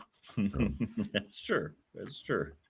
But hopefully that's the case, or hopefully it's drivable distance. I've seen options for like South Carolina. If Tech's on that 8-9 line, hopefully you get a chance to go to make it a fairly easy trip. I don't know if they're going to put him in. I don't know if they're going to put him with Duke since they play in the regular season, but Duke is clearly on the 1 line after winning the ACC tournament, so it could make it easy. Have them go to Durham. That would be Virginia Tech fans would show up for that one. Well, who are you going to have? You're going to have UConn, UCLA, Texas, and South Carolina, number 1 seeds. Yeah, and then Duke's probably on the 2 line. So, yeah, you're right. Yeah, it'd be interesting to see what matchup they get going forward. Could they go to UConn's region, you think? You think they could be stuck up there? Or is that – I don't know. You could. I mean I but mean, they're in. That's all that matters is they're in. They're in. They're so in. that's all that matters. I haven't looked to see what Charlie Cream has them for bracketology, so be interested to see. I know it's going to be tough because if you're in that 8-9 line, that's one's going to be a pretty even first round matchup, and then you got a number 1 seed waiting for you in the round of 2. Yeah. So that's going to be tough. Jordan or LeBron? Prometheus asked. We've already had this debate. I'm going with MJ all day. All day. Twice on Sunday. Not even close. Not even. It's almost the silliest debate in sports history. I don't know. A better debate would be MJ or Kobe. I think Kobe just has something that LeBron's missing. Yeah, he was special. Kobe's the closest to that killer instinct that Jordan had. And the players that a lot of younger people did see, like Kareem. I mean, Mike Jones, we just mentioned Mike. He'll tell you all day Kareem Abdul-Jabbar is the best player in the history of basketball, and he has his reasons why. We're going to get him on here, once he gets settled, and we'll talk about that with Coach a little bit. Yeah, I mean, you can always make a case for Bill Russell because he won a lot of championships. Yeah, Kareem, Jordan, yeah. Chris Lesser saying salute Bam. Sorry, Chris. No, that last night was an absolute farce. And it's not just that I don't care about Kobe's record. I don't care about Kobe's record in any way, shape, or form. But I've seen the highlights and I've seen what people are saying. And that just kind of sums up where we are with the following up Steve Kerr's asinine comments about reducing the season. It's not a record. It's not even a record. Most points. Yeah, it's not a record. I understand it's the most points in the modern era. Yeah. And I can get that, but still, Wilt's got the 100. And it was against the Wizards, who are tanking. Anyway, it's the NBA. Who cares? This league is a joke. It's just... Yeah, but at least you got, now you're talking about it. How many times on the show are you talking about the NBA? Well, we rip it a lot. Yeah. Bam had a big game last night. Kobe's 81 was the modern era. Yes, Brandon. It was the modern era record, but I'm like, Wilt's 100 still. Yeah, that's still the record in my mind. Yeah, it is. Chris, I don't know how you can watch the NBA and say it's amazing. I don't understand how that sentence can actually be written. I'll say this: when the NBA and NBC had their throwback night last week, I kind of got a bit of nostalgia for when I was like, oh, the NBA is good. Give me Larry Bird against Magic Johnson. Yeah, NBC's done a nice job trying to bring it back to how the coverage used to be, as opposed to ESPN and what they have done to help ruin the league. Yeah, crazy. Yeah, 40 foul shots left in the game. Just come on. All I know is everyone who's defended the NBA on X today is ripping what happened last night. That's not a mistake. That's not a mistake. If you think the current NBA is good, then you never watched it. You were either too young to know what made the league great, and that was, it started kind of in the 70s, but really when Magic and Larry got there, that's when the league turned, because they were bankrupt. They were ready to fold. They were getting ready to fold. People don't realize that, how close they were to folding the league up. Magic and Bird saved the league. Jordan and the Bad Boys Pistons kept it going. Correct. If Len Bias didn't tragically die, oh my goodness gracious, it would have kept going, because the Celtics dynasty would have continued. Can you imagine what Lenny Bias and Michael Jordan in the same league would have been? Woo! God rest his soul. Yeah, Len Bias was something. He was a special talent. Yeah. I hate the what if game, but what if? Is it crazy? Yeah, I was going to say the same thing. Is it crazy to say if none of that had happened, we'd be talking about Lenny Bias being the greatest player of all time? I mean, it's not out of the possibility, right?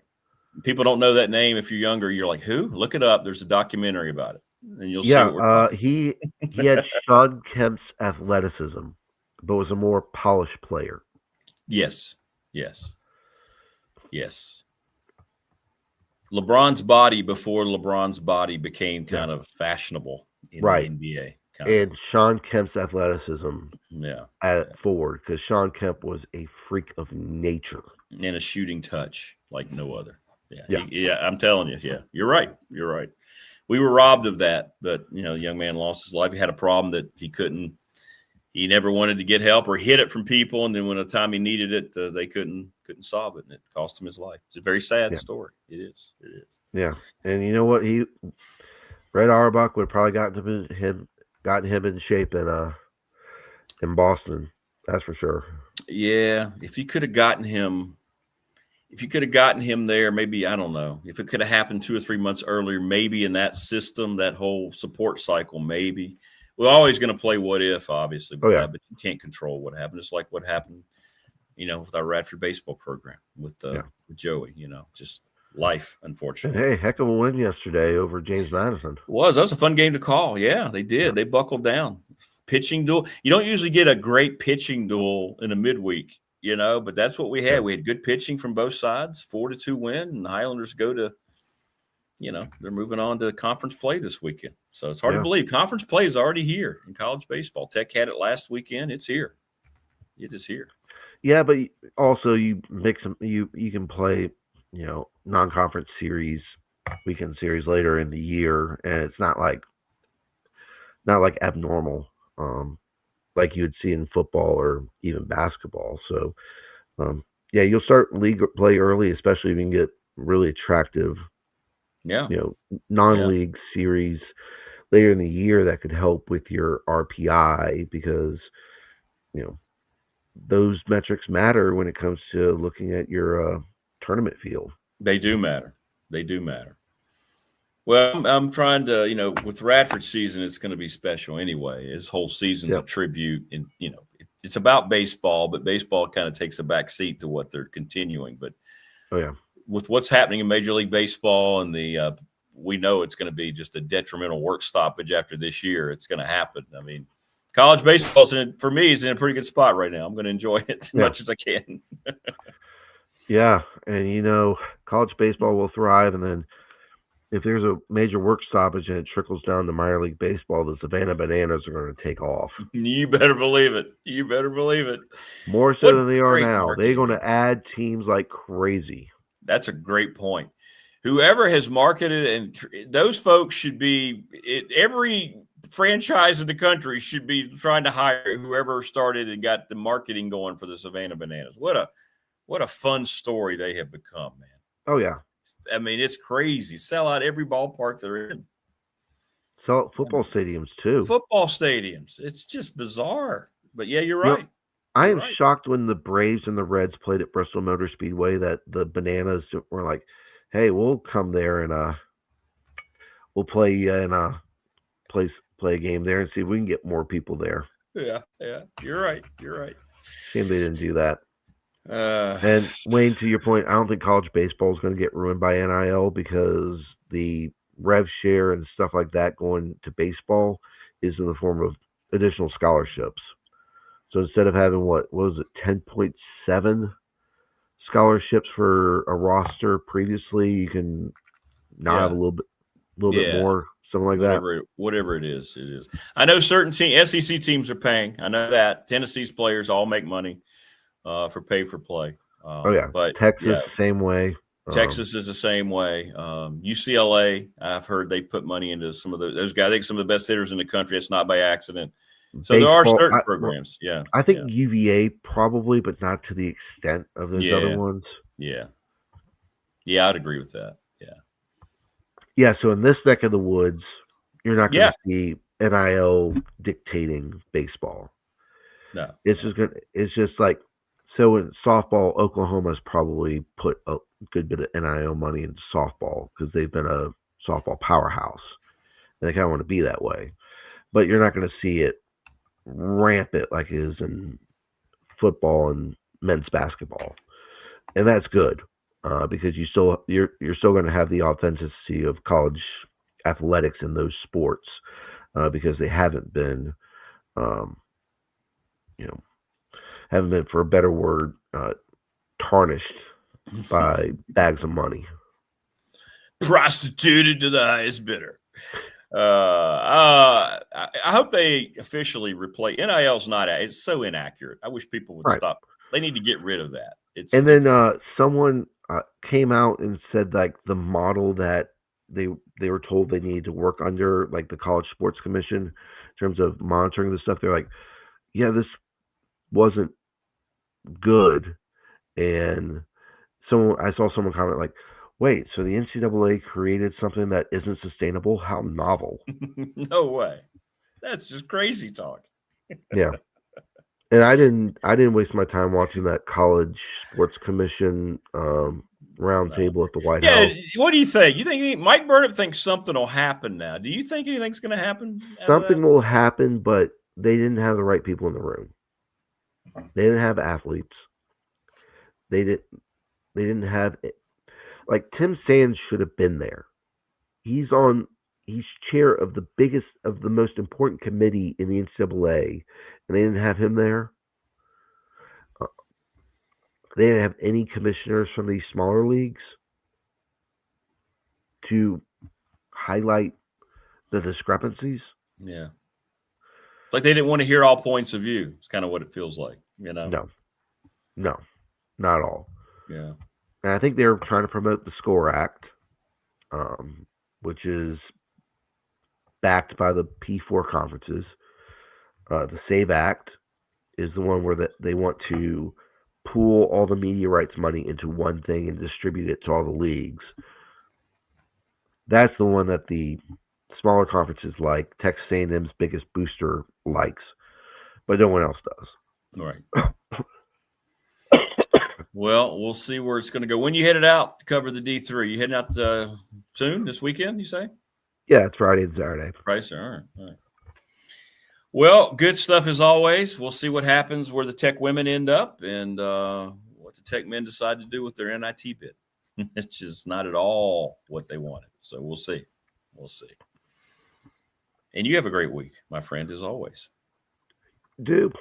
He got choked. I'm sorry. Yeah, I understand.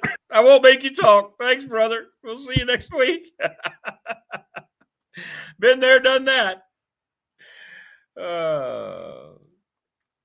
Yeah, I saw that too, Wayne. It's almost like Texas Tech.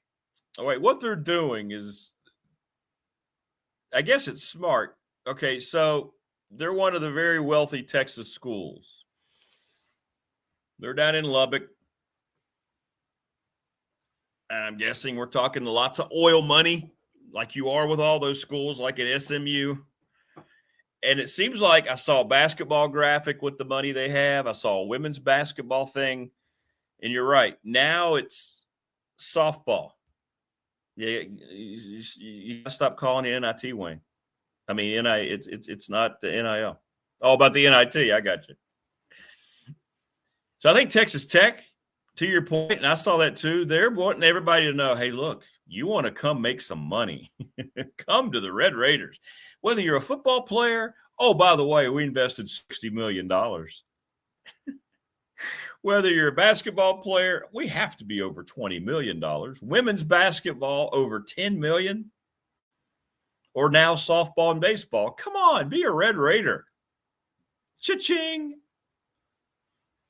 The oil money runs deep in Lubbock.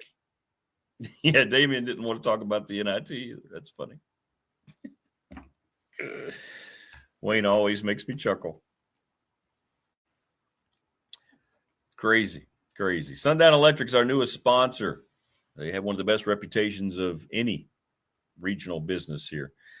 Clients, you go read the reviews. There's 100% satisfaction, 5 stars. Clear communication, very honest. 2 brothers, Jeff Smith and his brother, have kept it going for their dad, and we thank them so much for their support. Give Sundown Electric a call. Reach out to them. If you want a T-shirt, it's $20. We want to thank Brandon at Top Shelf Apparel. Thank him so much. Lawson's Mobile Home Supply has been doing their thing since 97. James Lawson, 300 North Franklin Street in Christiansburg. Plumbing, windows, doors, home supplies, 540-381-8011. The NRB Super Bowl. It's a wonderful place. That's where we're going to do our BDST meetup with Morris and everybody else. Coach Elmo's going to be there. We don't know when yet. TBD. 25 years in business, 382-5525. They are the absolute best, thanks to them. Ready, Set Fund. Floyd County just set a record. The high school softball team went right back to the Ready Set Fund, ReadySetFund.com, and raised $4,300 in 5 days. I'm telling you, if you need some money in a pinch for your organization, if you need some help, you should reach out to Bob Christ, BOBCRIST11 at Gmail. He is Travis Williams, and they are Professional Door Incorporated, right across from the New River Community College. You talk about a business that has exploded because he's continued what his dad has done and taken it to different levels. I feel very proud that we were able to help to get some people that watched the show that helped fill out his workforce. They had so much work, they didn't have enough people. And he wants to train you, and he wants to be there with you. Travis is great. He knows exactly what he's doing. National Bank member FDIC's my exclusive banking partner of the program. 35 years I've been with National Bank. I'm working with them now, by the way. You can get all stressed out when you're refinancing things and you're getting down the final stretch of what you're going to be looking at and what future may look like for kids and your family. And they've kept it stress-free, man. They are the absolute best. I will vouch for National Bank until I'm no longer able to breathe. Our BST fan question of the week, unfortunately, is done now, brought to you by the attorney Ryan Price, 701 West Main Street in Radford, Trust and Estate Planning. Doesn't really matter how many wins Tech gets in the tournament. It was 0. Hey, who do you think the first NIT opponent will be? That'll be our new question. Little River Heating and Air, 1095 Radford Street in Christiansburg. Charles Lee and Company, 540-553-2971. Make sure your cooling units are updated and ready to go. They'll come by and do it. Honest assessment. You won't have any problems. I'm not sure anybody's better. I know nobody's better at making sure your home is taken care of with their heating and cooling units than Little River, because I experienced it. Pulaski County Sports and Entertainment is the presenting sponsor of this program. Waiting to hear back from Stacy Compton. I want to get him on to talk about this partnership with the IHRA. Mark Hunley, get ready. I'm coming over there soon. I'm going to go through the gauntlet, sponsor of our chat room. 155 Walters Drive, right off of Peppers Ferry Road. Mark is very good at what he does. If you've got a back ailment, your body's not feeling great, go over there and talk to him. He'll get you on the best program, and he'll take you through the gauntlet. And, of course, Family Fencing, sponsor of our studio here in Reiner. 540-200-8294. They're out and about right now. They're giving estimates. It's free. They're letting you know what all they can do. There's not a job that they can't handle. They're blowing up. And I'd like to think that we're kind of a part of that here on the program, because I've had so many of you tell me that you've reached out to them. And we want to thank Jason Green and all those folks for their help. Let's go back to the McClellan Chiropractic. It's just us, by the way, the rest of the way here, because Stacy's not going to be able to be on again today. Chris Lester's 55 years old. Really? Nothing wrong with that. You're not old. For some schools, going to the NIT is complete and total failure. Correct. And that's what this is for Tech, Brandon. Let's just say it the way it is. I know you work there. Mike Young told us. I don't feel bad saying it. Mike Young told us. It was NCAA or bust. He was on the show. It is going to be a hard swallow to say we're going to host.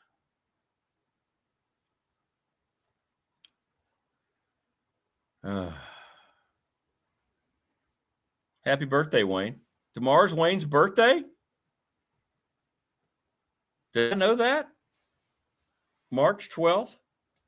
The world was a better place on March 12th, whatever 56 years ago was. Happy birthday, Wayne. I'm first. Happy early birthday.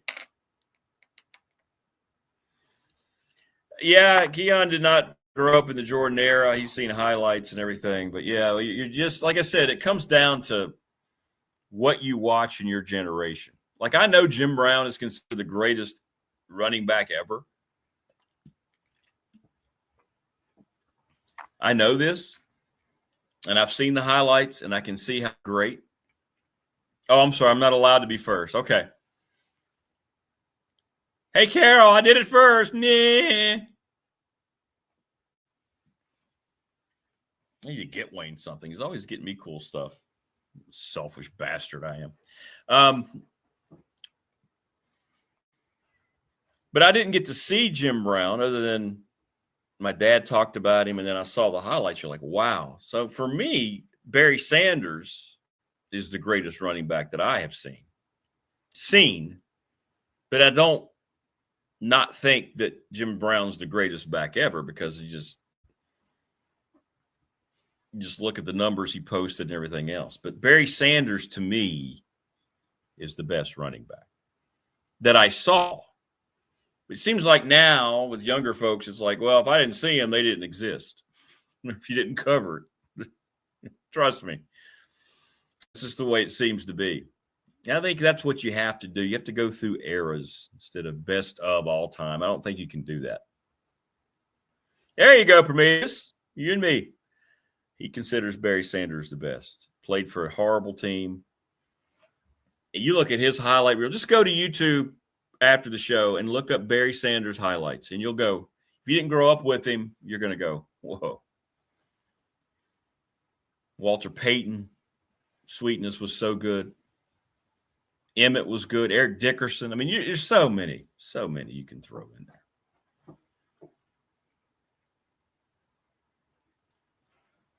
Wayne, what are you getting for your birthday? What's Carol going to do for you? I mean, do I need to call her? I mean, you're always considering her on everything.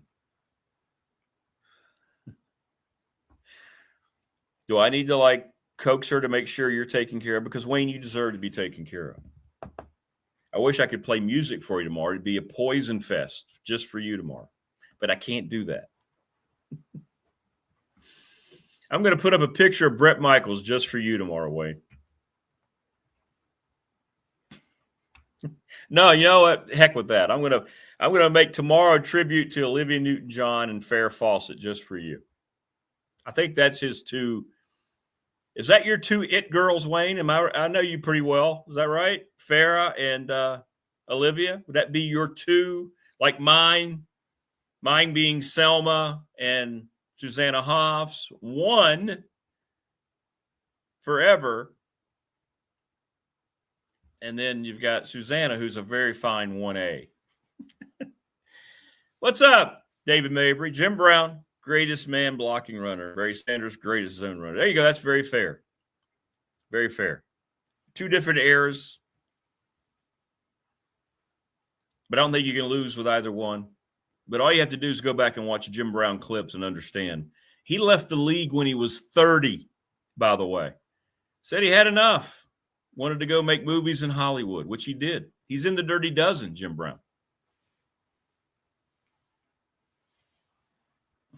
Carol, of course, is 1AA. Wow. So, Carol, your wife's a AA affiliate? Morris says, why not send Wayne some Panera bread bricks? Bread bricks.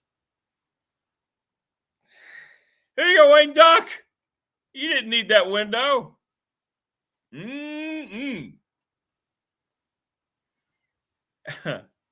Panera gift card coming. Wow. So the ideal, let's see here. The ideal gift for Wayne would be to find one of those original Farrah Fawcett posters, unless you still have yours, Wayne. The Olivia Newton-John Xanadu video on a complete loop.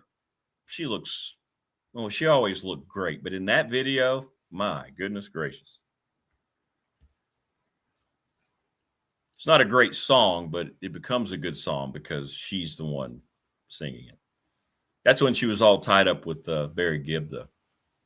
Barry Gibb went from Olivia Newton-John to Victoria Principal from Dallas. Yeah. So a Farrah Fawcett poster, the original Farrah Fawcett poster, that's still, I think, the biggest selling poster ever, so I'm not mistaken. the Olivia Newton-John Xanadu video, Panera bread bricks, and soup. Get him a couple red line Hot Wheels cars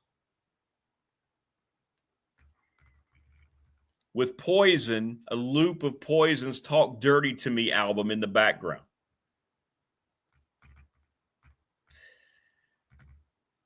Yeah, it was Andy Gibb, right? Yeah, it was Andy. Did I say Barry? I meant Andy, yeah. Yeah, Andy was with Olivia, then he went to Victoria, right? Because Victoria had this massive crush on him after they were on a show together or something. If Carol lets you put that poster, you got a good one. Yeah, I mean, why not? Yeah. Carol should let you frame that that poster. You should be able to frame that poster and put it on your wall. Right? I'm going to look it up. Original Farrah poster. What that's going for.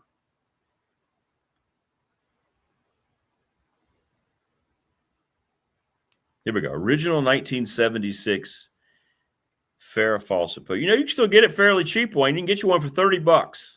If anybody doesn't know what I'm talking about, there you go. Now, at the time, that was considered the sexiest thing that's ever been put on a poster. There you go. That's for you, Wayne. I mean, I can't say I disagree. It's not a very good picture of it. There's a lot of reprints on here. You have to make sure you got the original. See, I'd want the original. I think the original one's here. $60 to $80. I get it. $100 if it's still sealed and rolled. That ain't happening, he says. Well, she wouldn't let you put up the Farrah poster? Come on. You've been together long enough now. She knows that, Carol knows that she's your number one.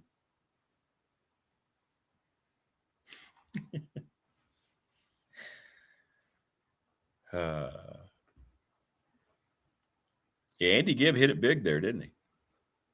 With Olivia, and then with Victoria Principal. Couldn't you say, hey, it's just an homage to when I was a kid? Yeah, oh, Raquel Welch, yeah. Raquel Welch. You know, Jim Brown, speaking of Jim Brown, see how things come full circle here on the program? Jim Brown and Raquel Welch hooked up for a while. They made a movie together, and they had a controversial, they made some kind of ad or promotional picture. You look it up. They're both naked. And, of course, at the time, God forbid, you had an interracial couple. But it was controversial at the time. And you had Jim Brown still looking all hulked out, and Raquel was just Raquel. Yeah, check that out. Check that out. See how Morse brought it all the way back to Jim Brown.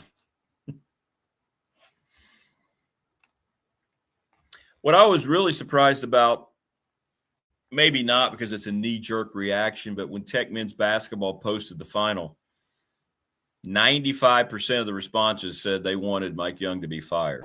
And I just think that's stupid.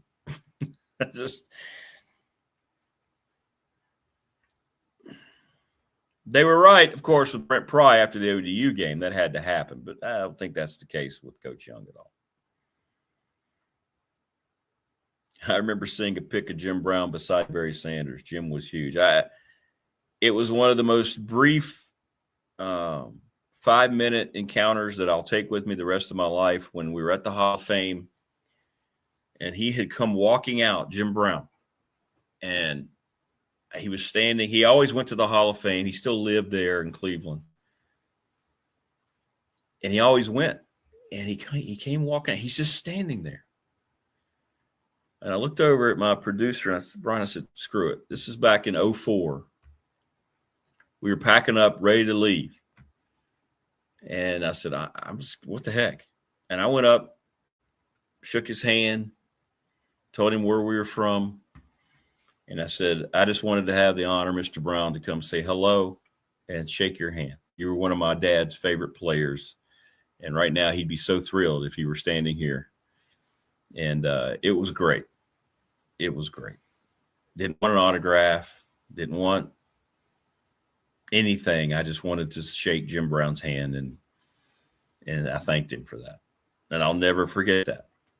I'll never forget it. He wore a lot. I think it was some of the head garb that he would wear. I want to say he kind of did the whole ancestry thing a long time ago and found out that his heritage was a certain African nation. And so he wore that, and he had that on. It was like a green and gold, a little bit, it was just great. And it was only 5 minutes. But I'll still remember he was so curious, asked me about what I did, and was, and he's one of the, when he shakes your hand, like he shook my hand and he put his other hand on top of the handshake. You know what I'm saying? It was the whole time we chatted, he never let go of my hand. So he was engaged, and it's his way of saying, I've accomplished everything I wanted in my life, but this person's in front of me, and I'm going to give him time. I mean, that was a very special 5 minutes, and that's all it was, but that's okay. I'll take it with me, and I have every day of my life.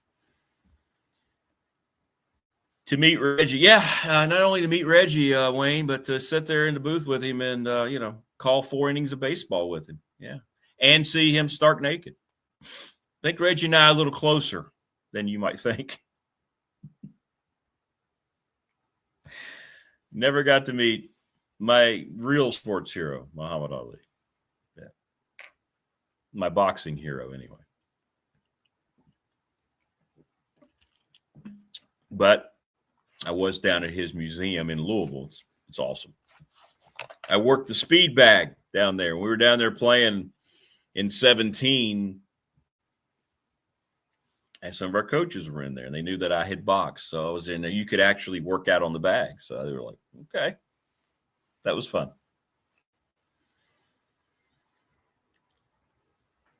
Oh, wow. That's awesome. Prometheus, you met Dale Earnhardt. That is so awesome. Congratulations, brother. That's cool, man. Yeah, and for us, exactly. See, we don't need a piece of paper signed. Oh, Rodney met Jerry West. Did I ever meet Jerry West? I don't think I ever met Jerry West. Yeah. The logo. That's a special one. Both of those are special. God rest their souls. Dale Earnhardt. And, of course, Jim Brown passed away a couple years ago. That's a big one. That's a big one right there. Jerry West. Jeez Louise. Oh, that's awesome. Coach Elmo's watching. He's in 1991 coaching at Syracuse. Yep, because that's where he starred, obviously, in so many sports. Everybody said, and Coach, you know this, he was probably a better lacrosse player than he was football player. He was great at lacrosse. Jim Brown talked to the team. A man's man, yeah. Wayne got to say hi to MJ at a Carolina basketball camp. When you were 14, did he speak to you?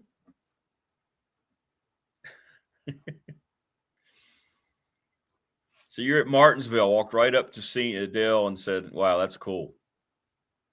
Well, I could see them being accessible, right? That makes sense. Sure. At that time, seems like no matter how big of a star they were, NASCAR drivers were probably some of the most accessible athletes.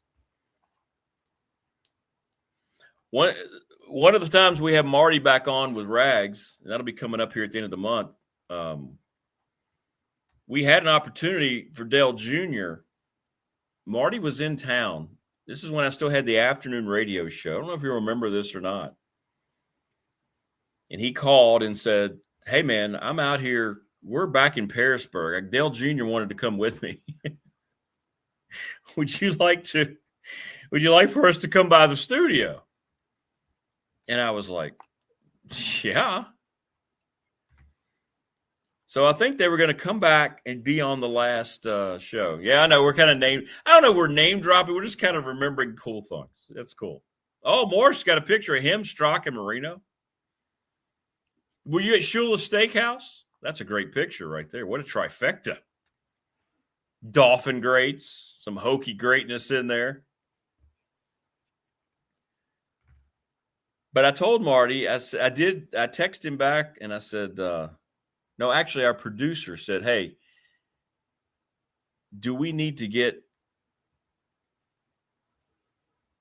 law enforcement here? Because if we made the announcement Dell Jr.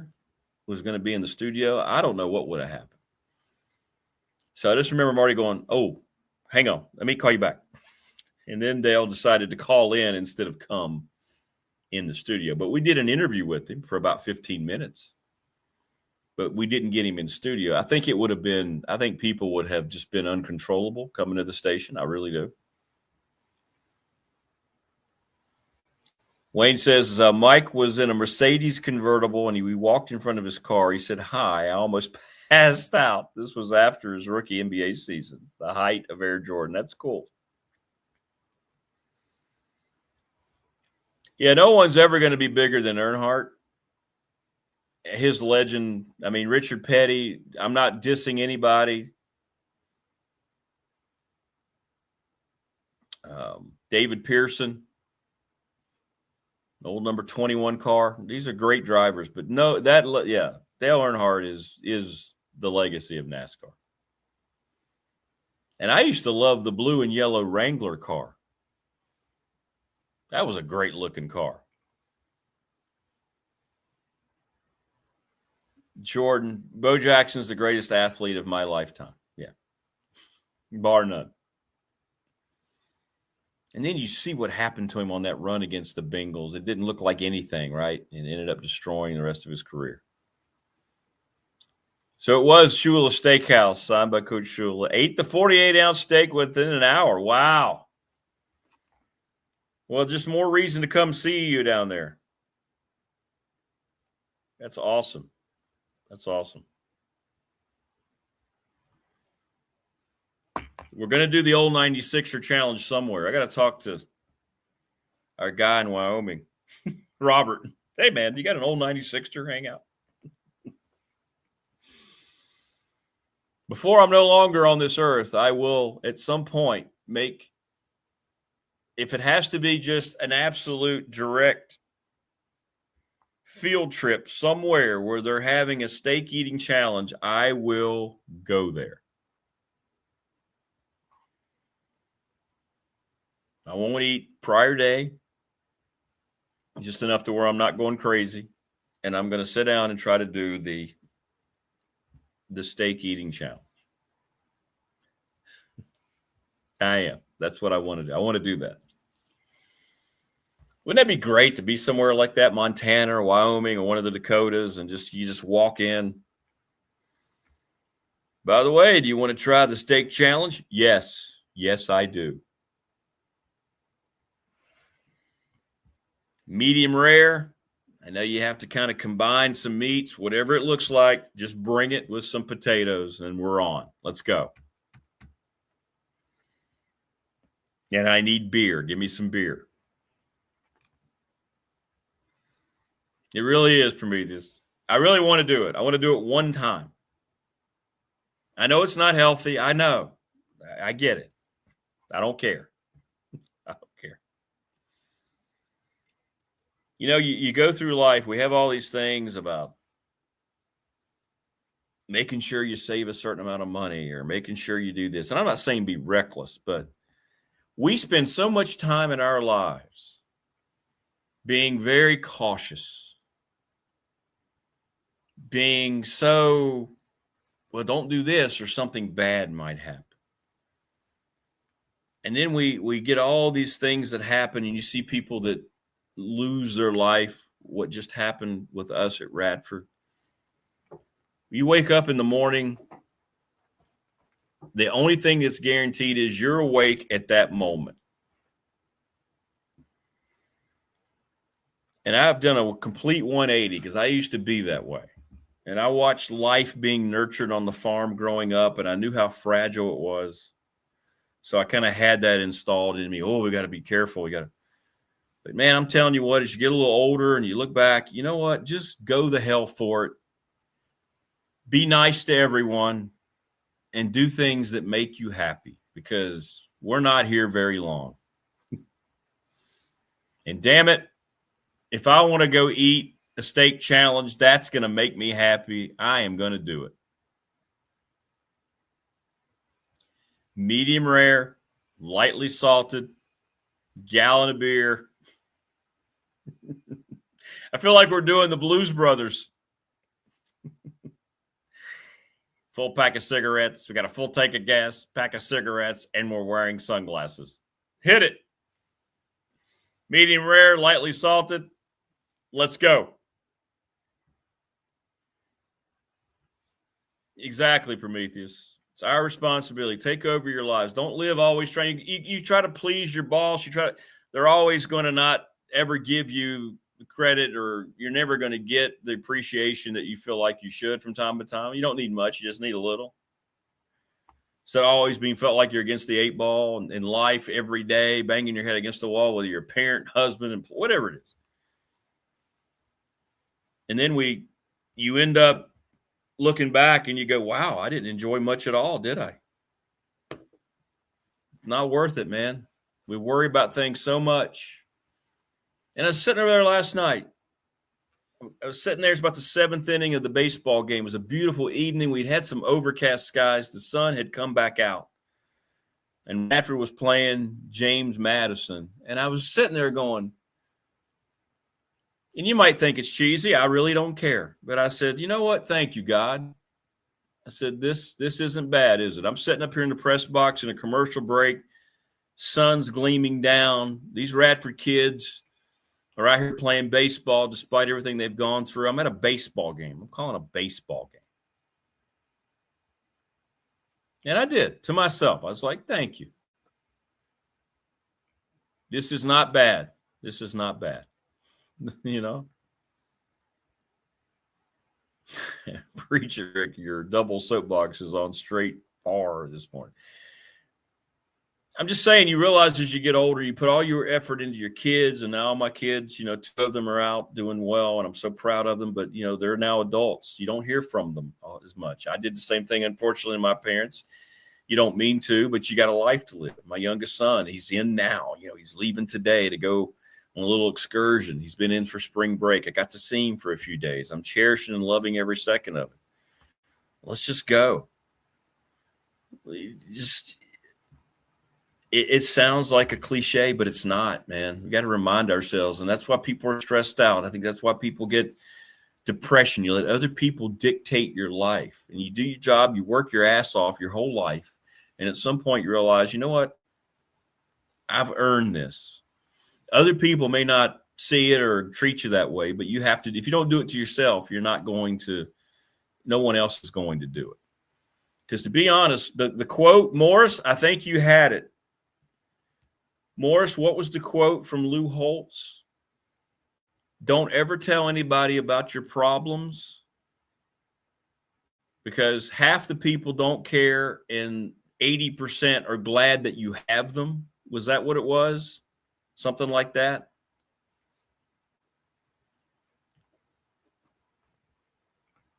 Brandon, amen. Beautiful evening. That's taken for granted far too often. Yeah, I saw you down there, Brandon. You were working, though. I didn't want to bother you. And you know how beautiful it is down at Williams Field. That's why I keep telling people to come out. Like a night like last night, we'll have a lot more of those nights going forward as we get later in April and so forth. You need to come out and experience that ballpark. It was beautiful last night. When that sun came back through in the later innings, woo, beautiful.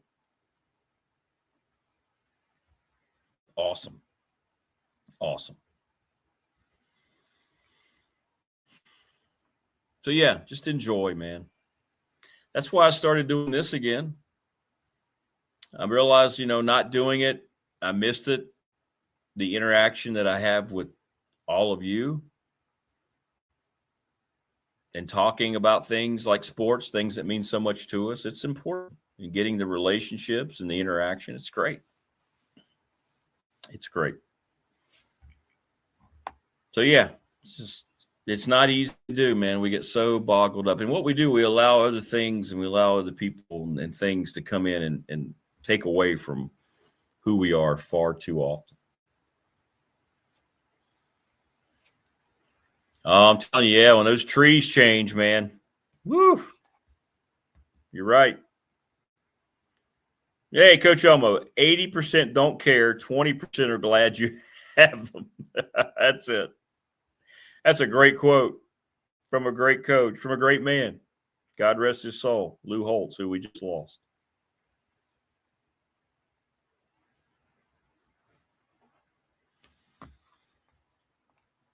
So I've had multiple people. Okay, I'm going to do it. So I heard you talking about what Mike Jones posted.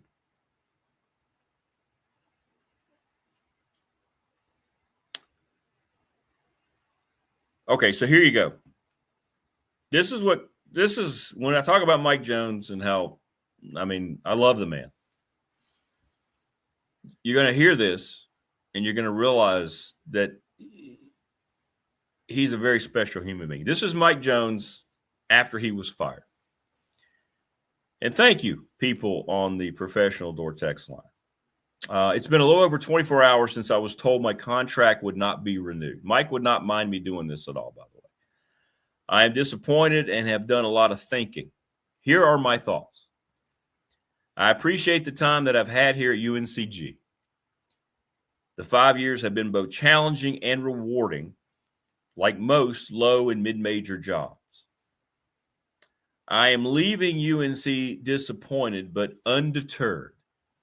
In fact, as motivated as ever to keep helping our young people, which is what Coach is all about, understand how to compete in life in spite of the odds, in spite of the setbacks, and most of all, in spite of the ever-growing number of doubters. So at UNCG_Mike Jones in name is no more. So here's a toast. He put 2 champagne glasses to my supporters and deuces to the rest. In other words, peace. I look forward to my next opportunity to continue my record of success in coaching and mentoring young men to their own excellence on and off the field. With love and appreciation to all, Mike Jones. Yeah. That's that guy. Emotional just reading that. How about that? Yeah. We're all better because I just read that, by the way. We're all better people right now. My grandpa never talked about himself. He always wanted to know what I had going on. When I asked why, he said, "You don't want to hear about my problems." I remember that still today. Yeah. I never share anything with anybody because I know people don't give a damn. And that's not a pity party. That's just the way it is. And I'm the same way. That's the way I grew up. I don't go around talking to people, at work. I know they don't care. They have their own problems. They have their own lives.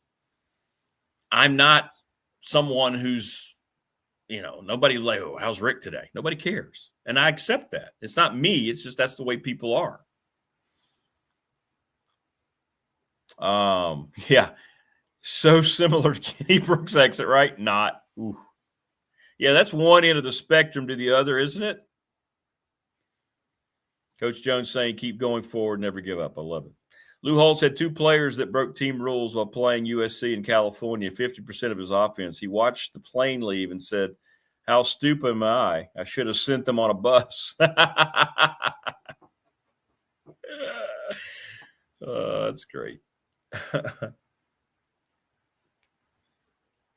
That's great.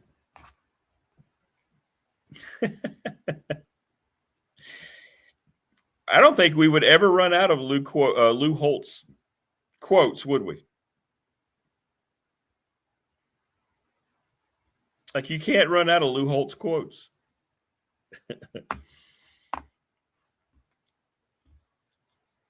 But, I'm just saying, it just, today already, the sun's coming through. Hey, look, see over here, I didn't get the shade pulled all the way, but it's not blocking me. So I think I'm good.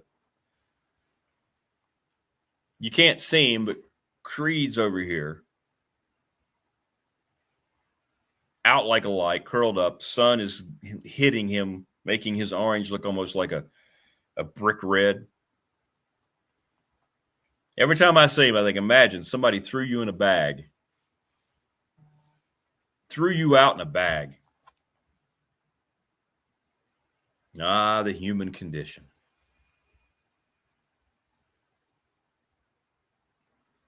Thank you. Appreciate that.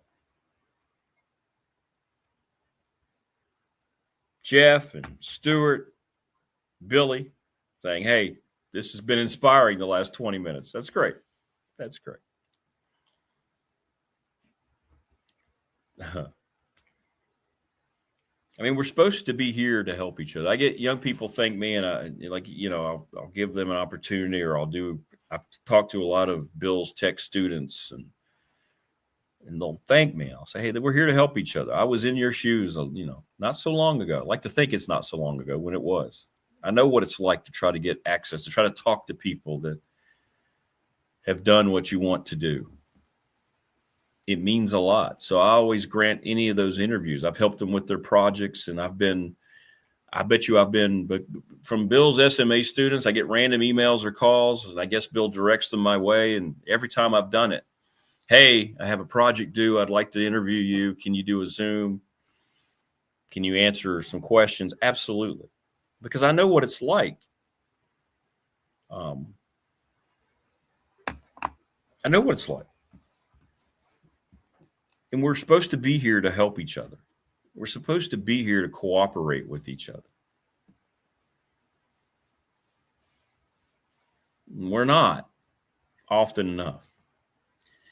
And I want to say this, Stan Cotton, the voice of the Wake Forest Demon Deacons, he lost his longtime broadcast partner.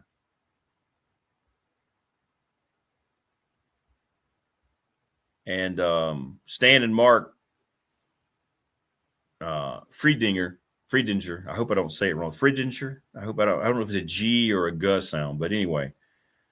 Last night, Stan called the tech game, and he put his headset. This is going to be very poignant. That's Stan calling the game, and he left the seat open.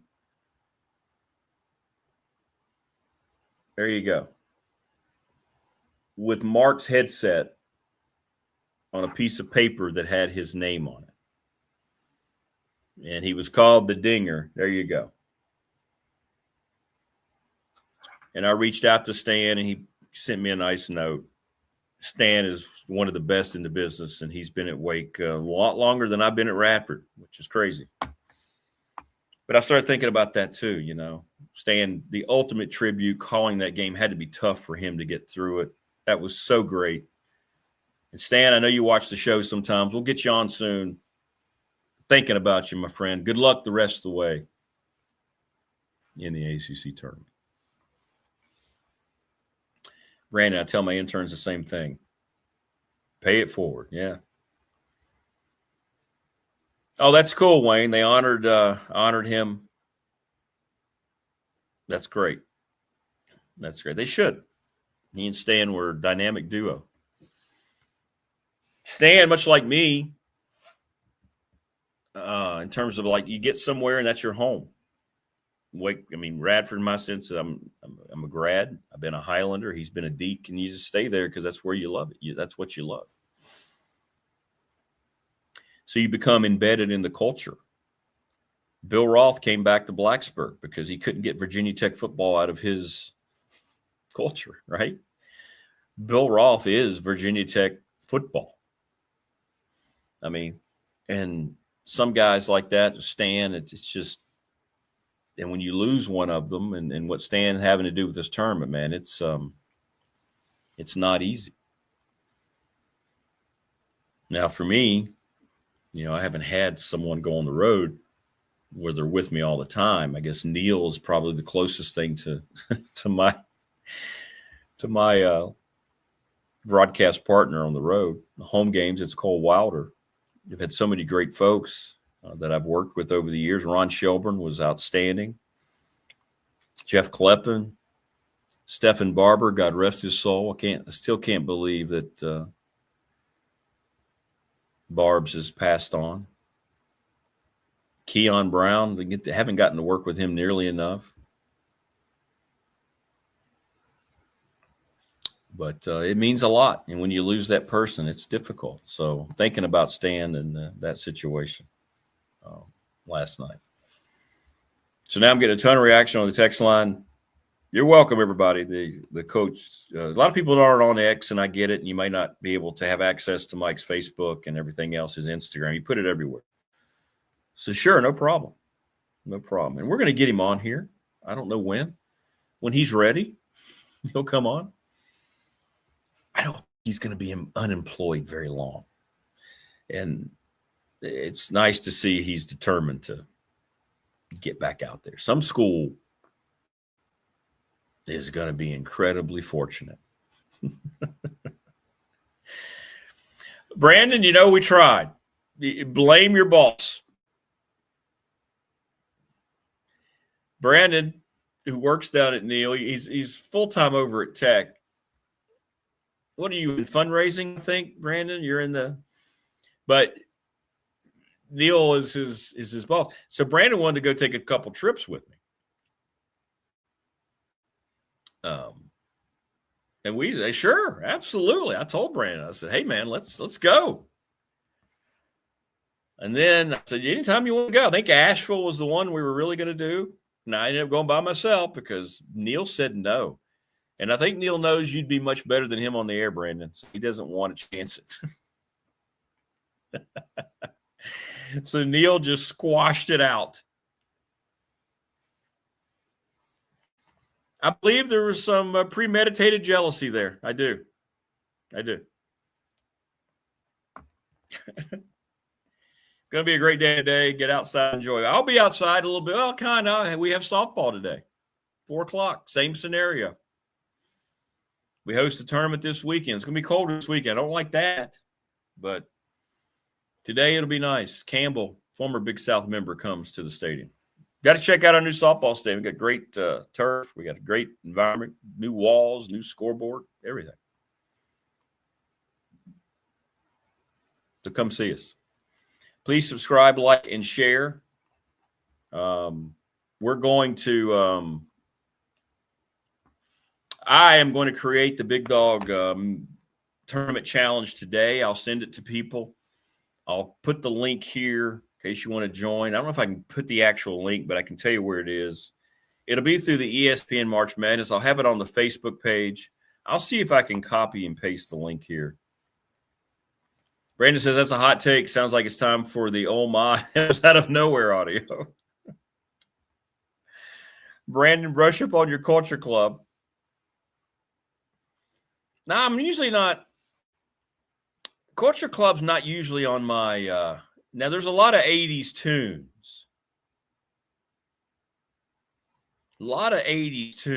But I'm not usually a culture club. That was one night karaoke because there may have been other elements involved that led to us singing Church of the Poison Mind. You mean this guy, Brandon? You mean this guy? Oh my. Oh, no. Oh, no.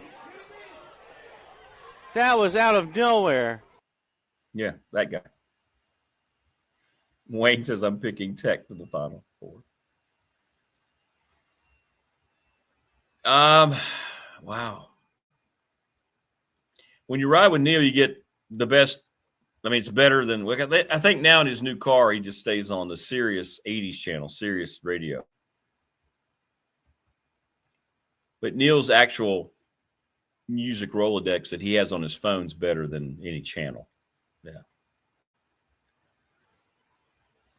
Yeah. Yeah, you get to learn good music, Brandon.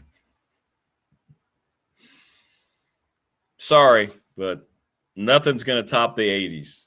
Pop culture, music, everything today, you will lose. You will lose.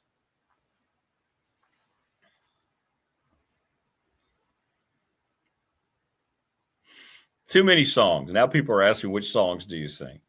The Gambler always gets a lot of play. Eastbound and Down for me.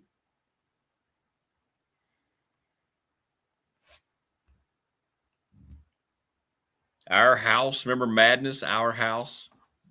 These are the kind of topics we'll broach when the Big Dog Pop channel debuts.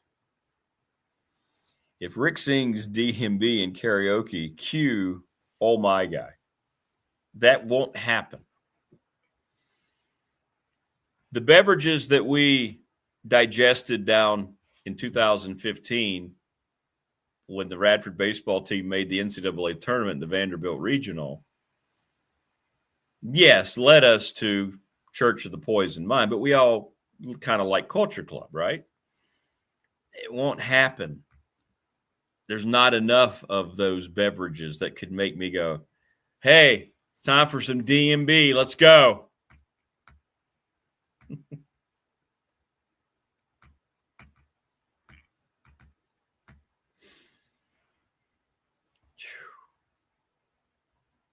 People still willingly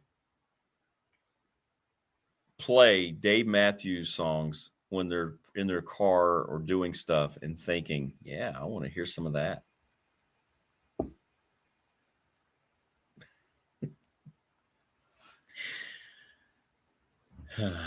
Yeah, Interstate Love Song's a good one.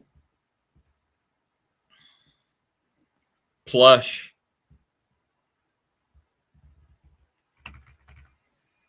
Neil and I always sing Waiting for a Star to Fall. That's our song. If Neil and I were to be wed, Waiting for a Star to Fall would be our song. Boy Meets Girl. They Call Me the Breeze. That's a great song. Skinner's great. Skinner's great. Just great. You probably know Taylor Swift songs, Roddy said. You know, I really don't. I don't know the name to one Taylor Swift song, but I guess when someone plays it, I'll go, oh, so that's Taylor Swift. And they'll go, yeah. Oh, okay. Like right now, you gave me a bag of $1 million on the table. I couldn't tell you the name of one Taylor Swift song. Seriously. I'm sure it's about relationships she somehow bungled or she was wronged in, or that she's really not very attractive, but people try to make her attractive and talented when she's not. That, hey, I've got great marketing people behind me, so I've got all this money. I'm a multi-billionaire, but all my songs sound the same, and I really don't write them like I say I do. I lie about it.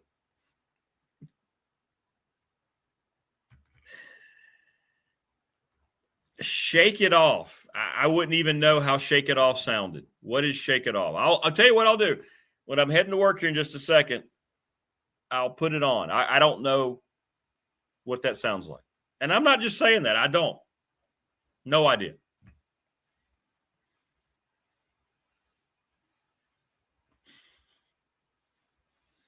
Anything Earth, Wind, and Fire, Brandon? Yes. Anyone who listens to the Earth, Wind, and Fire Greatest Hits album with the red cover and the gold EWF logo, and my kids grew up on that stuff, and it did me proud. My son came in, and yesterday I hear EWF coming from his room. Yeah, right, Rick. Like you don't know the main ingredients of Panera bread bricks. I know it takes a certain percentage of cement. Roll down. Unfortunately, the bicycle pharmacists are now done. By the time I allowed leave, that was early when it was still the cover of darkness, when I was driving to the station. If you listen to that song, Rodney says, go to work. Please don't wreck. What's it called again? What's it called? Shake It Off. All right, Shake It Off. I'll have a Shake It Off report for you tomorrow. David Smith, Andy Bitter, Alex Guerra, Dwight Vick tomorrow. Don't miss it. Subscribe, like, and share. Enjoy the rest of your Wednesday, folks. We'll see you tomorrow. Be good. Shake it off. If anything bad happens, shake it off. Listen to what Taylor says. We'll see.